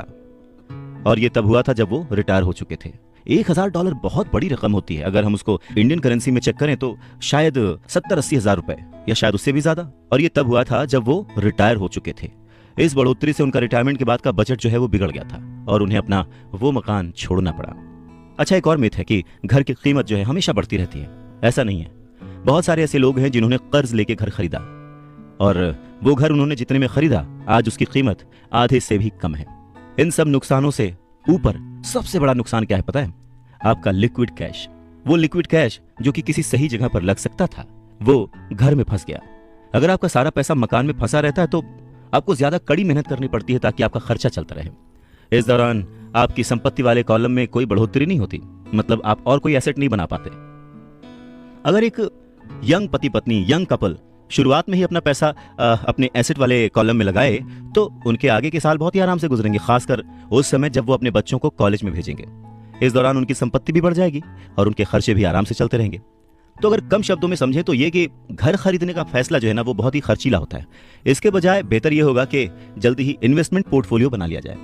देखिए, घर खरीदने का असर किसी भी आदमी पर 3 तरह से पड़ता है। पहला, समय की बर्बादी, क्योंकि इस पूरे दौरान दूसरी संपत्तियों का मूल्य बढ़ चुका होता है। एक्स्ट्रा पूंजी की बर्बादी, एक्स्ट्रा पैसे की बर्बादी जिसे दोबारा निवेश किया जा सकता था, जबकि घर खरीदने के बाद आपको घर से सीधे जुड़े हुए बहुत से खर्च उठाने पड़ते हैं। तीसरा, शिक्षा की बर्बादी। अक्सर ऐसा होता है कि लोग ये मानते हैं कि उनके जो एसेट्स वाले कॉलम में, संपत्ति वाले कॉलम में उनका घर, बचत और रिटायरमेंट प्लान आते हैं। अब क्योंकि उनके पास इन्वेस्ट करने के लिए पैसा नहीं है, इसलिए वो बिल्कुल भी इन्वेस्ट नहीं कर पाते। इस कारण उन्हें इन्वेस्टमेंट का अनुभव कभी मिल ही नहीं पाता। ज्यादातर लोग कभी एक समझदार इन्वेस्टर नहीं बन पाते, और सबसे बढ़िया इन्वेस्टमेंट अक्सर सबसे पहले समझदार इन्वेस्टर्स को बेचे जाते हैं, जो बाद में उन्हें ज्यादा दामों पर सुरक्षित रहने वाले लोगों को बेचते हैं। उन लोगों को बेचते हैं जो रिस्क नहीं उठाना चाहते। तो रॉबर्ट टी कियोसाकी के जो पुअर डैड थे, जो कि बहुत ही पढ़े लिखे थे, उनका फाइनेंशियल स्टेटमेंट चूहा दौड़ में फंसे व्यक्ति का सबसे अच्छा उदाहरण है। नौकरी की, जिंदगी भर पाई पाई इकट्ठा की, घर खरीदा और उस घर का खर्च चलाने के लिए जिंदगी भर मेहनत करते रहे। उनके खर्च हमेशा उनकी आमदनी से ज्यादा होते थे।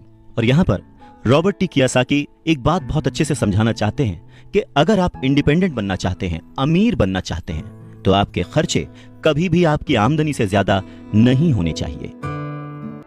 कौन कितना अमीर है, अगर ये जानना है तो समझें कि उसकी कमाई हुई दौलत किसी आदमी की वो योग्यता है जिसके सहारे वो आगे कई दिनों तक जिंदा रह सकता है। यानी अगर वो आज काम करना बंद कर दे तो वो बिना कमाए कितने दिनों तक जिंदा रह सकता है, यही उसकी अमीरी है। रॉबर्ट टी कियोसाकी कहते हैं कि आज की कर्जदार सोसाइटी दो बातें मानती है।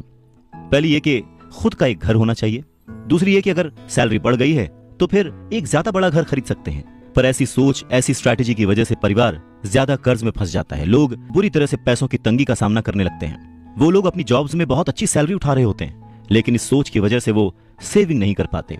इसे हाई रिस्क लिविंग या जोखिम भरी जीवन शैली कह सकते हैं। और इसका कारण छोटा सा है, ऐसे लोगों में पैसे की समझ ना होना, पैसे को कैसे मैनेज करते हैं ये पता ना होना। 90s के दशक में जॉब्स में बहुत ज्यादा गिरावट आई थी, रिसेशन आया था, और तब ये बात पता चली कि जो मिडिल क्लास है वो पैसे के मामले में कितना सुरक्षित है। तब से लेकर आज तक बहुत कुछ बदला है। अच्छी बात यह है कि आज लोग ज्यादा अवेयर्ड हैं, उन्होंने सही जगहों पर इन्वेस्ट करना शुरू कर दिया। और म्यूचुअल फंड में लोगों ने ज्यादा इन्वेस्ट इसलिए किया क्योंकि उन्हें लगता है कि वो ज्यादा सुरक्षित है। औसत म्यूचुअल फंड खरीदने वाले आदमी नौकरी में, टैक्स और मॉर्गेज चुकाने में, अपने बच्चों की कॉलेज की फीस देने के लिए पैसे बचाने में, अपना क्रेडिट कार्ड का हिसाब साफ करने में बहुत ज्यादा बिजी रहते हैं। इतना उनके पास वक्त नहीं होता कि वो ये आर्ट सीख लें कि किस तरह से म्यूचुअल फंड लिया जाए या किस तरह से इन्वेस्ट किया जाए। तो फिर वो क्या करते हैं, फिर वो किसी दूसरे को हायर करते हैं, उसकी काबिलियत पर भरोसा करते हैं, और वो जैसा कहता जाता है वो ऐसा करते जाते हैं। क्योंकि जो पढ़ा लिखा मिडिल क्लास वर्ग है जो कि पैसे को संभालना नहीं जानता, वो हमेशा यही सोचता है जोखिम मत उठाओ, सुरक्षित रहो। और असली प्रॉब्लम यही है कि पैसे की समझ न होने के कारण लोग खतरों का सामना करते हैं। उनके सेफ रहने के पीछे की इच्छा, यानी हमें कुछ ना हो, उसके पीछे का असल कारण यह होता है कि उनके पास पैसे की तंगी होती है। उनकी जो बैलेंस शीट होती है उसमें खर्चे ज्यादा होते हैं, इनकम कम होती है। या यूं कहें कि उनकी संपत्ति वाला यानी एसेट वाला कॉलम खाली रहता है, तो कोई गलत बात नहीं होगी। और जब सचमुच जिंदगी में वो once in a lifetime वाला मौका आता है ना, तो ये लोग उस मौके का फायदा नहीं उठा पाते क्योंकि इनके पास पैसे ही नहीं होते इन्वेस्ट करने के लिए। अगर पैसे की समझ आपको है तो आप थोड़ा थोड़ा निवेश करके, बूंद बूंद से सागर भर के अमीर हो सकते हैं। आप सूझबूझ के साथ सही जगह पर इन्वेस्टमेंट करके अपने 5,000 रुपए को 10 लाख रुपयों में कन्वर्ट कर सकते हैं। पर प्रॉब्लम सोच की है। ये जो गरीब वर्ग या मिडिल क्लास जो वर्ग है वो ऐसे इन्वेस्टमेंट्स को बहुत ही जोखिम भरा मानता है। पर वो ये नहीं जानता कि प्रॉब्लम इन्वेस्टमेंट में नहीं है, प्रॉब्लम उनकी सोच में है, उनकी नासमझी में है। वो ये नहीं जानते कि पैसा कहां लगाना है। वो हमेशा अपने पैसों की जिम्मेदारी दूसरों पर लाद देते हैं और उसके लिए खर्च भी करते हैं। तो अगर आप भी दूसरों की तरह सोचते हैं, घर को एक एसेट समझते हैं, इन्वेस्टमेंट करने से डरते हैं, सेफ रहना चाहते हैं, तो ये समझना जरूरी है कि आप किसी के लिए काम करते हैं। सैलरी पर काम करने वाले बहुत ज्यादा लोग मालिक को या फिर अपने शेयर होल्डर्स को अमीर बना रहे होते हैं। एक्चुअली वो उनके लिए काम कर रहे होते हैं। आपकी कोशिशें, मेहनत और सफलता से दरअसल आप नहीं सफल होते, आपका मालिक सफल होता है और उसे उसके रिटायरमेंट के लिए मदद मिल रही होती है। अच्छा, दूसरा, आप सरकार के लिए काम करते हैं। आप समझ सकते हैं कि जब आप काम करते हैं, पैसे कमाते हैं, तो उसका एक हिस्सा टैक्स के रूप में सरकार को जाता है। तीसरा, अगर आपके पास घर है जिसे आप अपना एसेट मानते हैं, जो कि दरअसल एक लायबिलिटी है, तो आप बैंक्स के लिए काम करते हैं। क्यों? क्योंकि आपने उन घरों के ऊपर लोन ले रखा है और वो लोन चुकाने के लिए, क्रेडिट कार्ड का कर्ज चुकाने के लिए आप दिन रात मेहनत करते हैं। तो अगर आप सिर्फ ज्यादा कड़ी मेहनत से काम करते जाएं, तो समस्या यह है कि तीनों ही मामलों में आपको और ज्यादा मेहनत करनी पड़ेगी और फायदा आपको नहीं मिलेगा, किसी और को मिलेगा। तो आपको यह सीखना पड़ेगा कि आपकी ज्यादा मेहनत से किस तरह आपको और आपके परिवार को फायदा हो। मान लीजिए कि अगर आप ये फैसला कर भी लेते हैं कि आप सिर्फ अपने काम से काम रखेंगे, पर पैसों की समझ न होने के कारण, उसे मैनेज करने की समझ न होने के कारण आपको ये नहीं पता होता कि आपके लक्ष्य को किस तरह से निर्धारित किया जाए।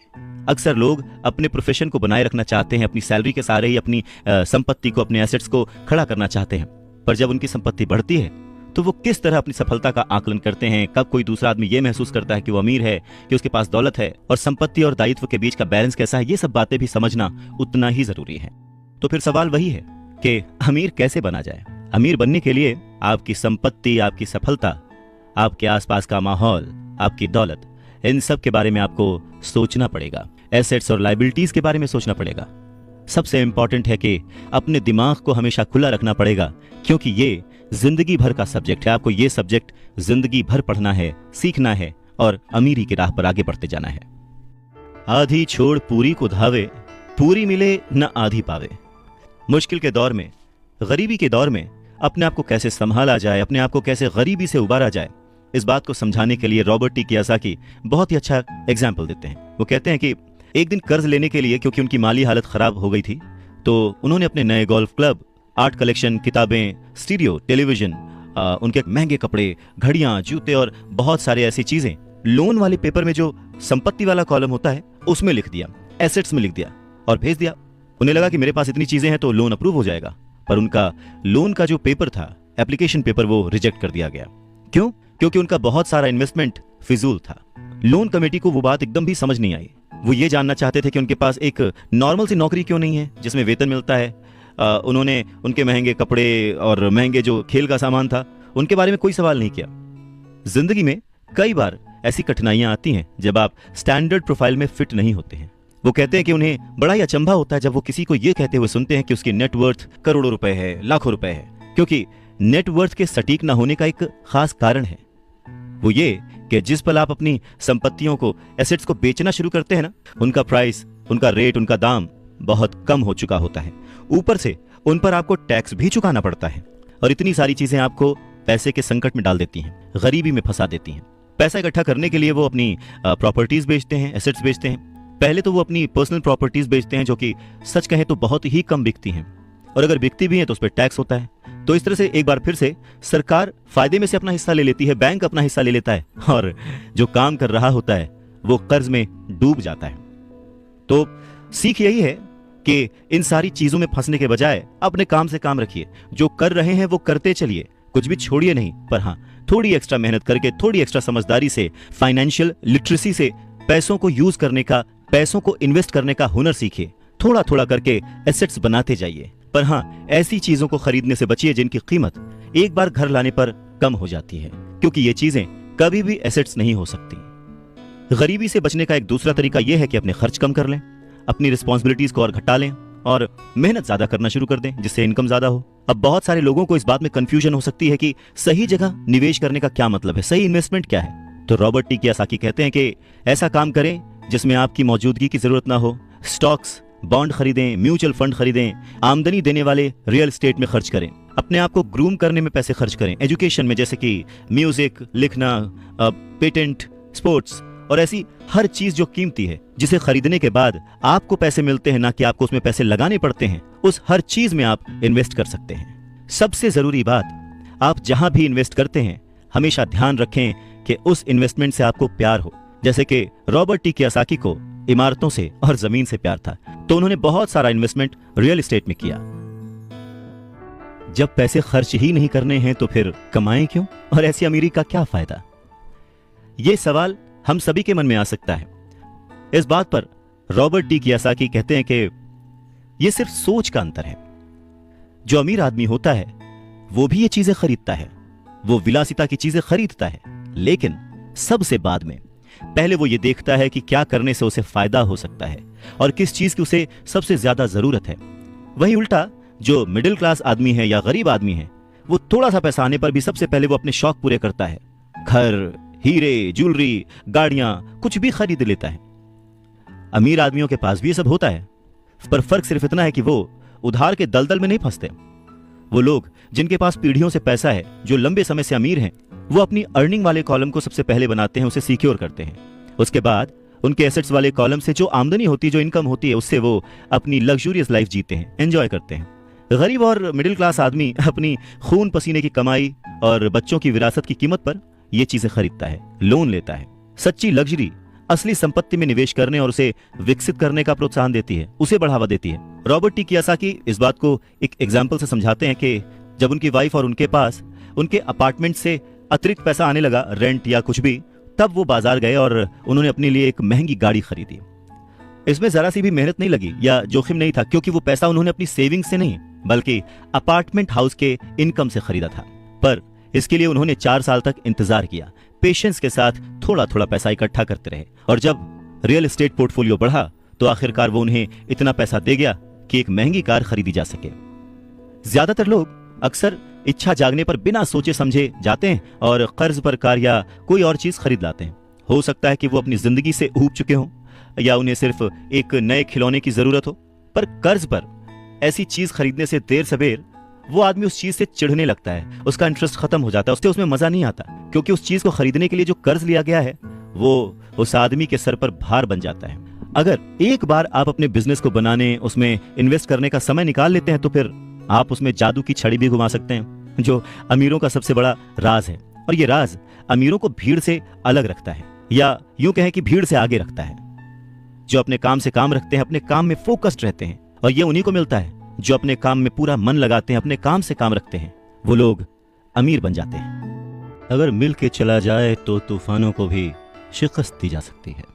रॉबर्ट टी कियोसाकी अपने बचपन का एक किस्सा सुनाते हैं। कहते हैं कि मुझे याद है, हमें स्कूल में रॉबिन हुड और उनके सुखी गिरोह की कहानी बताई गई थी।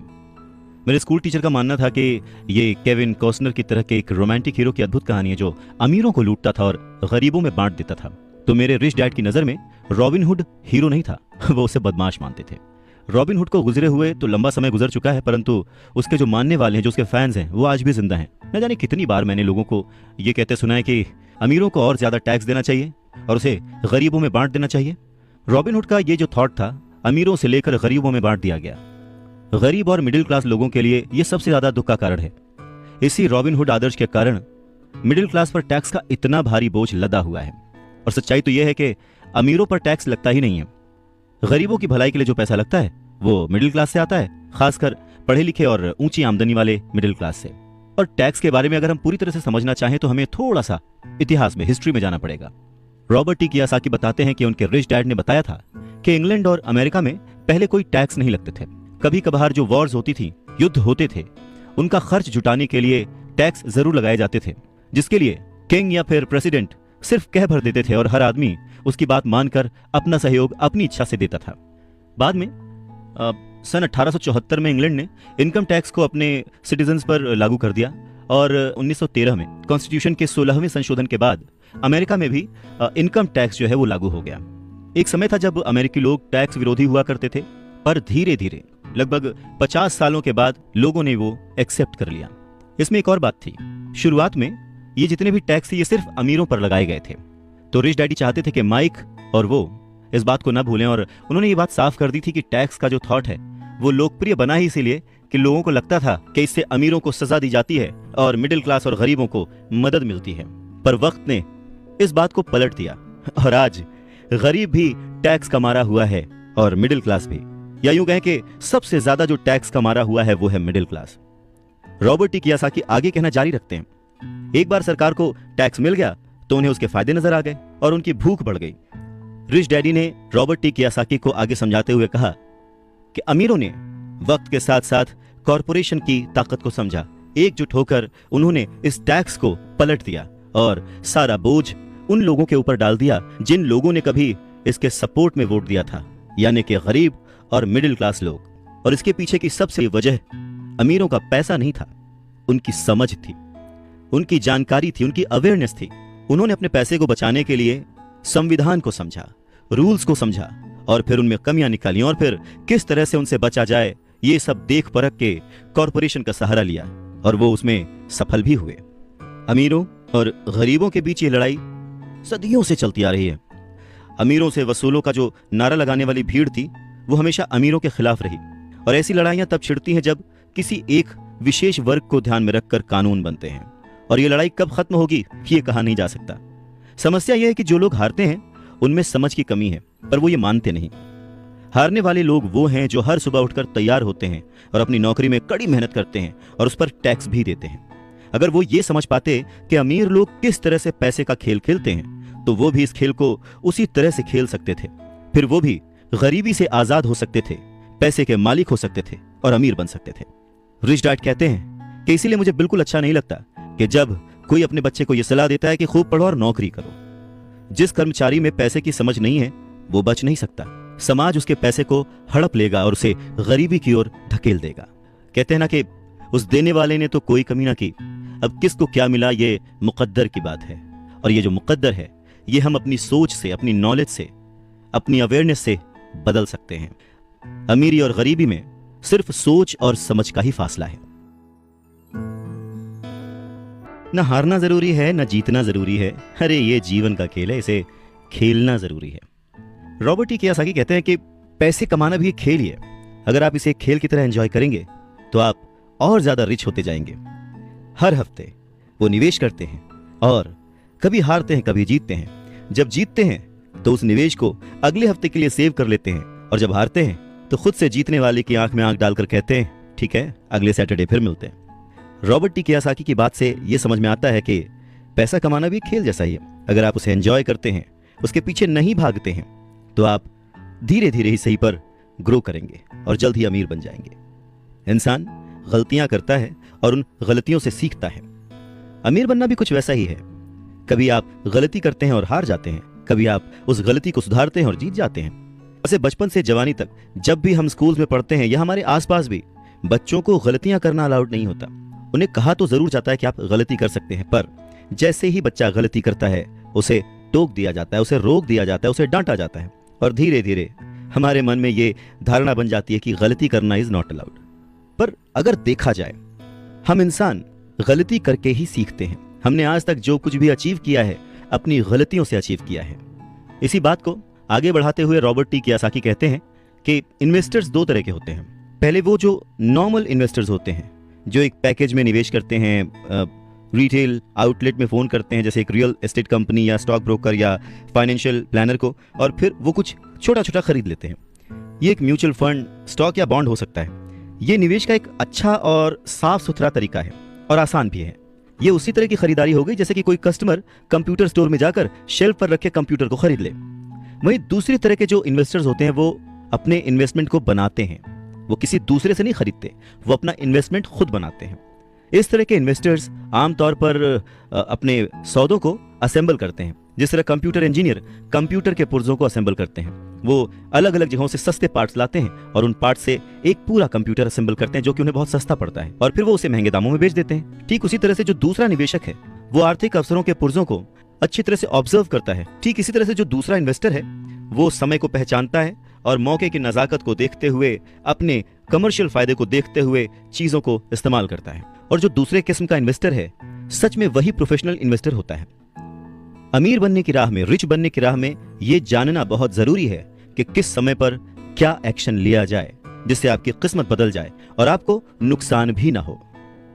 अगर आप दूसरे किस्म के इन्वेस्टर बनना चाहते हैं तो आपको खास तौर से इन 3 क्वालिटीज को अपने अंदर इंप्रूव करना होगा, क्योंकि फाइनेंशियल इंटेलिजेंस के अलावा इन क्वालिटीज की भी जरूरत होती है। पहला, किस तरह ऐसे मौके को खोजें जो दूसरों को दिखाई नहीं देता। दूसरे लोग अपनी आंखों से उस मौके को नहीं देख पाते, पर आप अपने दिमाग से और अपने एक्सपीरियंस से उन मौकों को देख सकते हैं। एग्जाम्पल के लिए रॉबर्ट टी कियोसाकी के एक दोस्त ने एक पुराना घर खरीदा जो देखने में बुरा था। हर एक को हैरत थी कि उसने इसे खरीद क्यों लिया, पर दूसरे जो नहीं देख पाए थे वो उनके दोस्त ने देख लिया था, और वो था घर के साथ 4 खाली जमीन के टुकड़े। घर खरीदने के बाद उसने उसे तोड़ा और उन 5 प्लॉट्स को मिलाकर बिल्डर को बेच दिया। इस सारे डील में उसे जो उसने पैसा लगाया था वो तो मिला ही, उसके ऊपर से 3 गुना रकम और मिली। उसने सिर्फ 2 महीने के काम में लाखों रुपए कमा लिए, जो कि उनके लिए बहुत ज्यादा नहीं थी, पर फिर भी देखा जाए कि उन 2 महीनों की मेहनत में अगर वो जॉब में होता तो कितना कमाता वर्सेस उसने इस डील से जो कमाया। दूसरा पॉइंट, पैसा किस तरह से इकट्ठा किया जाए।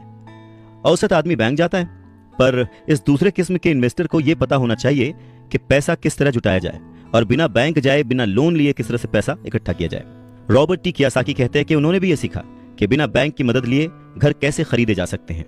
घर खरीदना बहुत इंपॉर्टेंट नहीं है, पर पैसा इकट्ठा करना बहुत इंपॉर्टेंट है और बहुत ही रेयर आर्ट है। अक्सर वो लोगों को ये कहते सुनते हैं कि बैंक मुझे लोन नहीं दे रहा या मेरे पास इसे खरीदने के लिए पैसे ही नहीं है। अगर आप दूसरे किस्म के इन्वेस्टर बनना चाहते हैं तो आपको ये सीखने की जरूरत है, क्योंकि ज्यादातर लोग सिर्फ इसीलिए सौदे नहीं कर पाते क्योंकि उनके पास पैसा ही नहीं होता। तो अगर आप इस प्रॉब्लम को पार कर सकते हैं तो आप एक सच्चे इन्वेस्टर हो सकते हैं और बहुत प्रॉफिट कमा सकते हैं। तीसरा पॉइंट, किस तरह से स्मार्ट लोगों को इकट्ठा किया जाए। ऐसे लोग बहुत समझदार होते हैं जो या तो अपने से ज्यादा समझदार लोगों के साथ काम करते हैं या फिर उन्हें अपने साथ काम पर रख लेते हैं। जब भी आपको सलाह की जरूरत होगी ना, तो यही समझदार लोग आपके सलाहकार का काम करेंगे। तो सीखने के लिए बहुत कुछ है, पर हाँ, अगर आपने मन लगाकर सीखा तो आपको उसके फायदे भी बहुत मिलेंगे। पर हाँ, अगर आपके अंदर इतनी इच्छा नहीं है, आप इतना टाइम नहीं दे सकते, आप उतने अमीर नहीं बनना चाहते, तो फिर आपको पहले किस्म का ही इन्वेस्टर बने रहना चाहिए। आप तो जानते हैं वही आपकी सबसे बड़ी पूंजी है। आप जो नहीं जानते वही आपका सबसे बड़ा जोखिम है। जोखिम तो हमेशा रहता है, इसीलिए इससे बचने के बजाय इसे मैनेज करना सीखें, तभी आप तरक्की कर पाएंगे और अमीर बन पाएंगे। जब जिंदगी आपको नींबू थमाए तो जल्दी से शरबत बना लो और पी लो। अवसर पहचानना किसी भी इन्वेस्टर की सबसे बड़ी क्वालिटी होती है। फाइनेंशियल बुद्धि का मतलब है ज्यादा विकल्प होना। अगर अवसर आपके सामने आ ही नहीं रहे हैं तो फिर आप अपनी गरीबी को सुधारने के लिए और क्या कर सकते हैं। अगर कोई अवसर आपकी झोली में आकर गिर जाए पर आपके पास पैसा ही नहीं है और आप उसमें इन्वेस्ट ही नहीं कर सकते, ऊपर से बैंक वाले आपको उधार नहीं दे रहे, आप पैसे का कहीं से इंतजाम नहीं कर पा रहे, तो फिर उस मौके का आप फायदा कैसे उठा सकते हैं। मान लीजिए अगर आपका अनुमान जो है वो गलत हो जाए और अगर आप जिसकी उम्मीद करते हैं वो नहीं हो, तो फिर आप क्या करेंगे? कैसे एक छोटी सी चीज को लाखों में बेचेंगे? अगर ये करना आपको आता है तो इसे ही कहते हैं फाइनेंशियल बुद्धि, यानी फाइनेंशियल इंटेलिजेंस। ज्यादा मतलब नहीं इस बात से। एग्जाम्पल लेते हैं कि एक नींबू है और उसको लाखों में बेचना है, तो लाखों में बदलने के लिए कितने अलग अलग तरह से आप उसको यूज कर सकते हैं। इसका मतलब है कि आप अपनी पैसे की समस्याओं को सुलझाने में कितने क्रिएटिव हैं। ज्यादातर लोग केवल एक समाधान जानते हैं, नींबू निचोड़ो और शरबत बना के पी लो, यानी कि कड़ी मेहनत करो, बचत करो और उधार लो। तो आपको अपनी फाइनेंशियल बुद्धि क्यों बढ़ानी चाहिए? रॉबर्ट टी कियोसाकी कहते हैं, क्योंकि आप उस तरह के इंसान होना चाहते हैं जो अपनी किस्मत खुद लिखता हो। आप जो हो रहा है उसे होने देते हैं और उसे बेहतर में बदलने की ताकत रखते हैं। ऐसे बहुत कम लोग ये बात समझ पाते हैं कि किस्मत भी हम ही लिखते हैं। जिस तरह की पैसा बनाया जाता है, अगर आप ज्यादा किस्मत वाले होना चाहते हैं और ज्यादा पैसा बनाना चाहते हैं तो बहुत कड़ी मेहनत करने के अलावा आपको अपनी फाइनेंशियल बुद्धि को भी तैयार करना होगा, सीखना होगा। अगर आप इस तरह के आदमी हैं जो सही चीज होने का इंतजार करता है तो शायद आपको बहुत लंबे समय तक इंतजार करना पड़ सकता है। ये तो बस उसी तरह की बात हो गई कि आप गैरेज से गाड़ी निकालने के पहले ये डिसाइड करना चाहते हैं कि भाई अगले 5 मील तक सभी स्ट्रीट लाइट्स ठीक रहेंगी, बर्फ नहीं गिरेगी, एक्सीडेंट नहीं होगा, वगैरह वगैरह। ये चीजें आपके कंट्रोल में नहीं है। आपके कंट्रोल में है सिर्फ गाड़ी चलाना। ठीक उसी तरह से आपके कंट्रोल में है अपने प्लान्स बनाना, अपनी समझ और सूझबूझ का इस्तेमाल करते हुए। जिस काम से आप एक महान इंसान बन सकते हैं, एक अमीर इंसान बन सकते हैं, क्या वो काम आप चंद पैसों के लिए करेंगे? नहीं ना। सीखने के लिए काम करें, पैसों के लिए नहीं। रॉबर्ट टी कियोसाकी एक घटना का जिक्र करते हैं। कहते हैं कि 1995 में मैंने सिंगापुर के एक अखबार में इंटरव्यू दिया। युवा महिला रिपोर्टर बहुत ही टाइम पे आ गई और इंटरव्यू शुरू हो गया। हम एक बहुत ही बड़े से होटल की लॉबी में कॉफी पी रहे थे और मेरा जो सिंगापुर जाने का रीजन था उसके बारे में डिस्कशन कर रहे थे। तभी उस रिपोर्टर ने मुझसे कहा, एक दिन मैं भी आपकी तरह एक बेस्ट सेलिंग लेखक बनना चाहती हूँ। मैंने उसके कई राइटअप्स और लेख पढ़े थे और उनसे प्रभावित भी था। वो बहुत अच्छा लिखती थी, बहुत ही साफ। तो मैंने उसे कहा, बिल्कुल आप कर सकती हैं, क्योंकि आप जो लिखती हैं वो बहुत ही बढ़िया है। वैसे कौन सी चीज है जो आपको आपके सपनों को पाने से रोक रही है? उसने कहा कि मेरा काम जो है वो कभी कहीं जाता है, कभी कहीं जाता है। हर आदमी कहता है कि मेरे उपन्यास बहुत बढ़िया हैं, पर एक्चुअली होता कुछ नहीं है, इसलिए मैं अखबार में काम कर रही हूँ। कम से कम इससे मेरा खर्च तो चली जाता है। अब आपके पास कोई सुझाव है क्या इस बारे में? मैंने कहा, हाँ बिल्कुल है। सिंगापुर में मेरा एक दोस्त है, वो एक स्कूल चलाता है जहां लोगों को बाइंग सेलिंग रिलेटेड ट्रेनिंग दी जाती है। वो सिंगापुर में कई बहुत ही बड़े बड़े कॉर्पोरेशंस के लिए सेल्स ट्रेनिंग कोर्स चलाता है और मैं समझता हूं कि उसके कोर्स में शामिल होने से आपका करियर बहुत ज्यादा आगे चला जाएगा। ये बात सुनने के बाद वो थोड़ा सा रूखी हो गई। वो कहने लगी कि मतलब आप ये कहना चाहते हैं कि मुझे ये सब सीखने के लिए स्कूल जाना पड़ेगा? तो मैंने हाँ कह के सिर हिलाया और फिर उसे इस बात पर विश्वास ही नहीं हुआ कि मैं सचमुच उसे स्कूल जाने के लिए कह रहा हूं। मैंने उसे कहा कि इसमें गलत ही क्या है, पर तब मुझे रियलाइज हुआ कि मुझे अपने शब्द वापस ले लेने चाहिए। उसे मेरी किसी बात का बुरा लग गया था शायद, और अब मैं सोच रहा था कि कितना अच्छा होता अगर मैंने उसे कुछ भी सुझाव नहीं दिया होता। उसकी मदद करने की कोशिश में मैंने वो सुझाव दिया था और अब मुझे खुद ही बुरा लग रहा था। उसने कहा कि मेरे पास इंग्लिश लिटरेचर में मास्टर्स डिग्री है, मैं सेल्समैन बनना सीखने के लिए स्कूल क्यों जाऊं? मैं एक प्रोफेशन में प्रशिक्षित होने के लिए स्कूल गई थी ताकि मुझे सेल्समैन ना बनना पड़े। अब वो अपना ब्रीफकेस ताकत से बंद कर रही थी और इंटरव्यू खत्म हो चुका था और उसकी बॉडी लैंग्वेज से पता लग रहा था कि वो नाराज थी। वहीं कॉफी टेबल पर मेरी एक बेस्ट सेलिंग बुक रखी हुई थी। मैंने उसे उठाया और उस लेडी के द्वारा लिखे गए नोट्स को भी अपने दूसरे हाथ में रखा। मैंने उसे कहा कि क्या आप इसे देख सकती हैं? मैंने उसके नोट्स की तरफ इशारा किया। उसने अपने नोट्स पर नजर डाली। क्या? उसने उलझन में कहा। एक बार फिर मैंने उसके नोट्स की तरफ जानबूझकर इशारा किया। एक बार फिर मैंने उसके नोट्स की तरफ जानबूझकर इशारा किया, जिस पर उसने लिखा था, रॉबर्ट कियोसाकी बेस्ट सेलिंग लेखक। यहां पर बेस्ट सेलिंग राइटर लिखा हुआ है, ना कि बेस्ट राइटिंग राइटर। तब उसे मेरी बात समझ में आई। लहरों से डर करके नौका पार नहीं होती, कोशिश करने वालों की हार नहीं होती।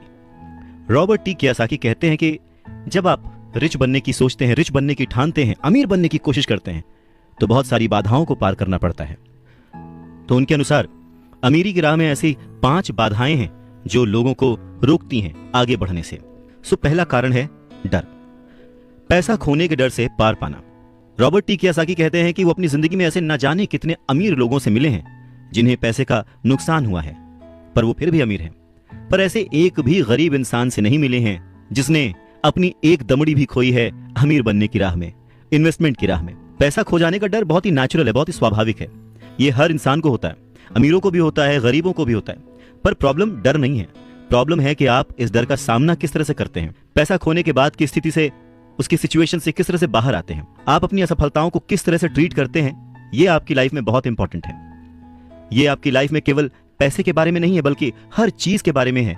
एक अमीर आदमी और एक गरीब आदमी के बीच का जो अंतर होता है वो बस यही होता है कि अमीर आदमी अपने डर से किस तरह से जीतता है और गरीब आदमी अपने डर से किस तरह से हार जाता है। लोगों के पैसा खोने का डर ठीक वैसा ही है जैसे कि मोटरसाइकिल से गिरने पर चोट लगने का डर। उस चोट लगने के डर से ज्यादा एक्साइटमेंट आपको उस बाइक को चलाने का होता है, और उसी एक्साइटमेंट में, उसी खुशी में आप बाइक चलाना सीख लेते हैं। ठीक वैसे ही पैसे के खोने के डर से ज्यादा उसे अर्न करने की खुशी अगर आपको हो, तो आप धीरे धीरे प्लान वे में एसेट्स पर ध्यान देंगे, उन्हें खरीदेंगे और एक वक्त पर अमीर बन जाएंगे। मैं अकेला ही चला था जानिबे मंजिल, मगर लोग यूं जुड़ते गए और कारवां बनता गया। रॉबर्ट टी कियोसाकी कहते हैं कि पैसा मेरे लिए काम करे और मैं पैसे के लिए काम ना करूं।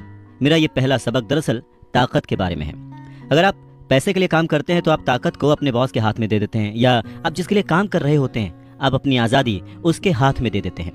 अगर आपका पैसा आपके लिए काम करता है तो आप अपने पैसे के, अपने काम के, अपनी जिंदगी के खुद मालिक होते हैं। एक बार हमें हमारे लिए काम करने वाले पैसे की ताकत का ज्ञान हो जाए, फिर हमें पैसे के लिहाज से स्मार्ट हो जाना चाहिए और हमें डराने वाले लोगों से निपटने के लिए रास्ते ढूंढ लेने चाहिए। पर ऐसा करने के लिए आपको कानून की समझ होनी चाहिए, अपने आसपास की समझ होनी चाहिए, मार्केट में क्या चल रहा है इस बात की समझ होनी चाहिए, और सिस्टम कैसे काम करता है इसकी भी समझ होनी चाहिए। अगर आप अवेयर नहीं हैं, मतलब नॉलेजेबल नहीं हैं, ज्ञानी हैं, आप केयरलेस हैं, अपनी चीज़ों को समझना नहीं चाहते, तो आपको बड़ी आसानी से डराया और हराया जा सकता है। अगर आप जानते हैं कि आप क्या बात कर रहे हैं और मुसीबत कैसी है और उसे कैसे सॉल्व किया जाए, तो आपको आसानी से डराया नहीं जा सकता। रॉबर्ट कियोसाकी के रिच डैडी हमेशा उन्हें ये कहा करते थे कि स्मार्ट बनो, ताकि तुम्हें कोई भी कहीं से भी आके धक्का ना दे जाए। और उन्होंने अपनी जिंदगी में बस इसी उसूल को अपनाया था। वो कानून जानते थे क्योंकि वो कानून का आदर करते थे। वो कानून जानते थे क्योंकि कानून न जानना बहुत महंगा साबित हो सकता था। अगर आप जानते हैं कि आप सही हैं तो आप किसी से भी उलझने से नहीं डरेंगे, आप किसी के भी सामने अपनी बात रखने से नहीं डरेंगे, चाहे आपका मुकाबला विश्व के सबसे ताकतवर आदमी से ही क्यों ना हो।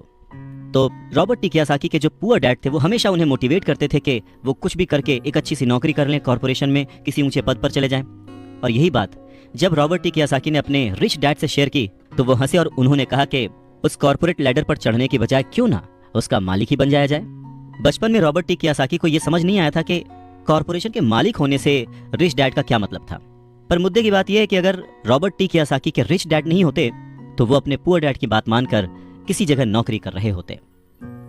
उनके रिच डैड ने बार बार याद दिलाया कि भीड़ के साथ चलने की जरूरत नहीं है, अपनी सोच रखो, अपनी समझ रखो और फिर अपनी जिंदगी की दिशा खुद तय करो। रॉबर्ट टी कियोसाकी अपनी कहानी कहते हैं कि जब तक मैं 25 साल का हुआ तब तक मेरे रिच डैड की सलाह मुझे समझ नहीं आती थी। उन्होंने कुछ दिन पहले ही मरीन कॉर्प्स छोड़ी थी और जेरोक्स कंपनी के लिए काम कर रहे थे। वहां उन्हें बहुत पैसा मिल रहा था, पर बार बार अपनी तनख्वाह को चेक करते थे और हमेशा निराश होते थे। टैक्स इतना ज्यादा कटता था कि उन्हें और ज्यादा काम करना पड़ता था अपनी जरूरतों को पूरा करने के लिए। धीरे धीरे वो सफल होने लगे, सक्सेसफुल होने लगे। तो उनके जो बॉसेस थे उन्होंने उनको प्रमोशन दी और सैलरी बढ़ा दी। उन्हें ये बात सुनकर बहुत अच्छा लगा और जैसे ही उन्होंने अपनी ये बात अपने रिच डैड से शेयर की तो उन्होंने कहा, अच्छा तो तुम्हारे बॉस अमीर बन रहे हैं, तुम्हारी कंपनी अमीर बन रही है, तुम किसके लिए काम कर रहे हो, तुम किसे अमीर बना रहे हो। तो बस 1974 में जेरोक्स के कर्मचारी के रूप में ही उन्होंने अपना पहला कॉर्पोरेशन बनाया और अपने काम से काम रखना शुरू कर दिया। पहले से ही उन्होंने संपत्ति वाले कॉलम में कुछ चीजें लिख रखी थी और खरीद रखी थी, पर अब उन्होंने ये ठान लिया था कि उन्हें और ज्यादा बढ़ाना है, उन्हें अपने एसेट्स और बढ़ाने हैं और अपनी लायबिलिटीज को और कम करना है। जैसे जैसे वक्त बीतता गया, जैसे जैसे रॉबर्ट टी कियोसाकी पैसे को समझते गए, इसके गणित को समझते गए, इसके व्यवहार को समझते गए, उन्हें अपने रिच डैडी की सलाह समझ में आने लगी। एक बार उन्होंने अपने काम से काम रखने की ठान ली और अपनी संपत्तियां, अपने एसेट्स बढ़ाने शुरू कर दिए और एक बेहतरीन कर्मचारी बन गए। उनके पास अब एक लक्ष्य था। वो सुबह जल्दी जाते थे, मेहनत से काम करते थे, ज्यादा से ज्यादा पैसे कमाते थे और अपने रियल एस्टेट में इन्वेस्ट करते थे।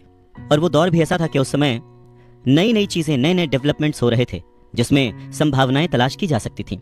तो उन्होंने जेरोक्स मशीनें बेची।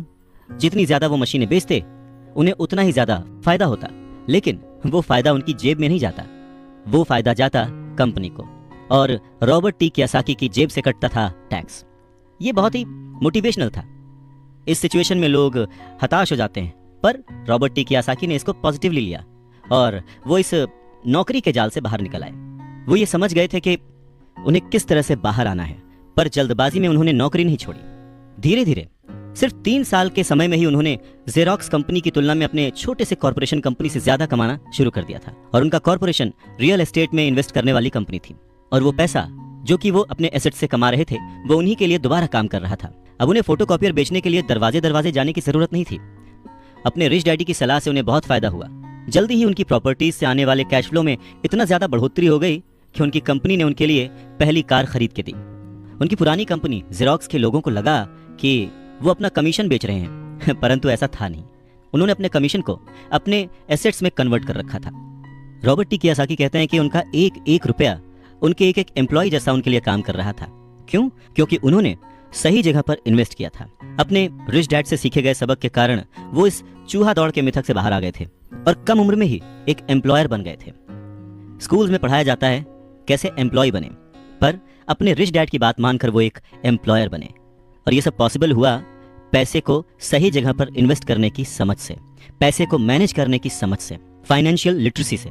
बहुत सारी मुश्किलें आई, पर अपनी सूझबूझ से और अपनी अवेयरनेस से, अपने नॉलेज से रॉबर्ट टी कियोसाकी उन मुश्किलों से आगे बढ़ते गए और लोग उनको फॉलो करने लगे। वो जब भी फाइनेंशियल सेमिनार्स में दूसरों को सिखाने को जाते, उनको अपनी बात बताते, तो वो हमेशा कहते कि फाइनेंशियल आईक्यू स्पेशलाइजेशन के 4 बड़े फील्ड से आने वाले ज्ञान का मिक्सचर है, नॉलेज का मिक्सचर है। सो वो 4 फील्ड्स कौन कौन सी हैं? पहला है अकाउंटिंग। रॉबर्ट टी कियोसाकी कहते हैं कि जिसे मैं फाइनेंशियल साक्षरता कहता हूं, एम्पायर खड़ा करना चाहते हैं, साम्राज्य बनाना चाहते हैं, तो ये सबसे इंपॉर्टेंट है। आप जितने ज्यादा पैसे के लिए जिम्मेदार होंगे, उतना ही ज्यादा आपको बारीकी से नॉलेज होने की जरूरत है, नहीं तो आपका जो साम्राज्य है, आपका जो एम्पायर है, वो ताज के पत्तों की तरह ढह जाएगा। इस योग्यता, इस क्वालिटी की वजह से आप किसी भी बिजनेस की जो कमजोरियां हैं, वीक पॉइंट्स हैं, और उसकी जो प्लस पॉइंट्स हैं, उन्हें पहचान सकते हैं। दूसरा फील्ड है जो इंपॉर्टेंट है, वो है इन्वेस्टमेंट, जिसे वो पैसे से पैसे बनाने का विज्ञान कहते हैं। इसमें तकनीकें, रणनीतियां, स्ट्रैटेजीज, फॉर्मूले, इन सब की जरूरत होती है। तीसरा है बाजार की समझ, मार्केट की समझ, डिमांड एंड सप्लाई का साइंस। बाजार के तकनीकी पहलुओं को जानने की जरूरत है जो कि भावनाओं द्वारा संचालित होते हैं। जी हाँ, मैक्सिमम जनता इमोशनल होकर चीजें करती है और उसका फायदा उन लोगों को होता है जो कि दिमाग से सोचते हैं, खास करके पैसे के बारे में। चाहे वो गाड़ी खरीदना हो, घर खरीदना हो, या कोई भी सुख सुविधाएं हो, ये सारी चीजें इमोशन से होती हैं और फायदा हमेशा दूसरे व्यक्ति को होता है जो इन्हें बेच रहा होता है। और चौथी फील्ड है कानून, लॉ। उदाहरण के तौर पर अकाउंटिंग, इन्वेस्टमेंट और बाजारों की तकनीकी दक्षताओं के सहारे कॉर्पोरेशन की जो क्षमता थी वो बहुत बढ़ गई थी। कोई भी आदमी जिसे कॉर्पोरेशन के द्वारा दिए जाने वाले टैक्स के फायदों और सुरक्षा का ज्ञान हो, वो बहुत तेजी से तरक्की कर सकता है और अमीर बन सकता है। पर वैसा करना जो कि किसी नौकरीशुदा कर्मचारी के लिए पॉसिबल नहीं है। उन दोनों में उतना ही डिफरेंस होगा जितना कि एक पैदल चलने वाले इंसान में और एक उड़कर जाने वाले में होता है। ये अंतर बहुत ज्यादा है। तो कुल मिलाकर यह कहा जा सकता है कि अपने रिच डैड की गाइडेंस को फॉलो करते हुए रॉबर्ट टी कियोसाकी एक सक्सेसफुल इंसान बने, जिन्हें दुनिया फॉलो करती है और जिनकी लिखी बातें पढ़कर और जिनकी बातें सुनकर लोग आज भी मोटिवेट होते हैं।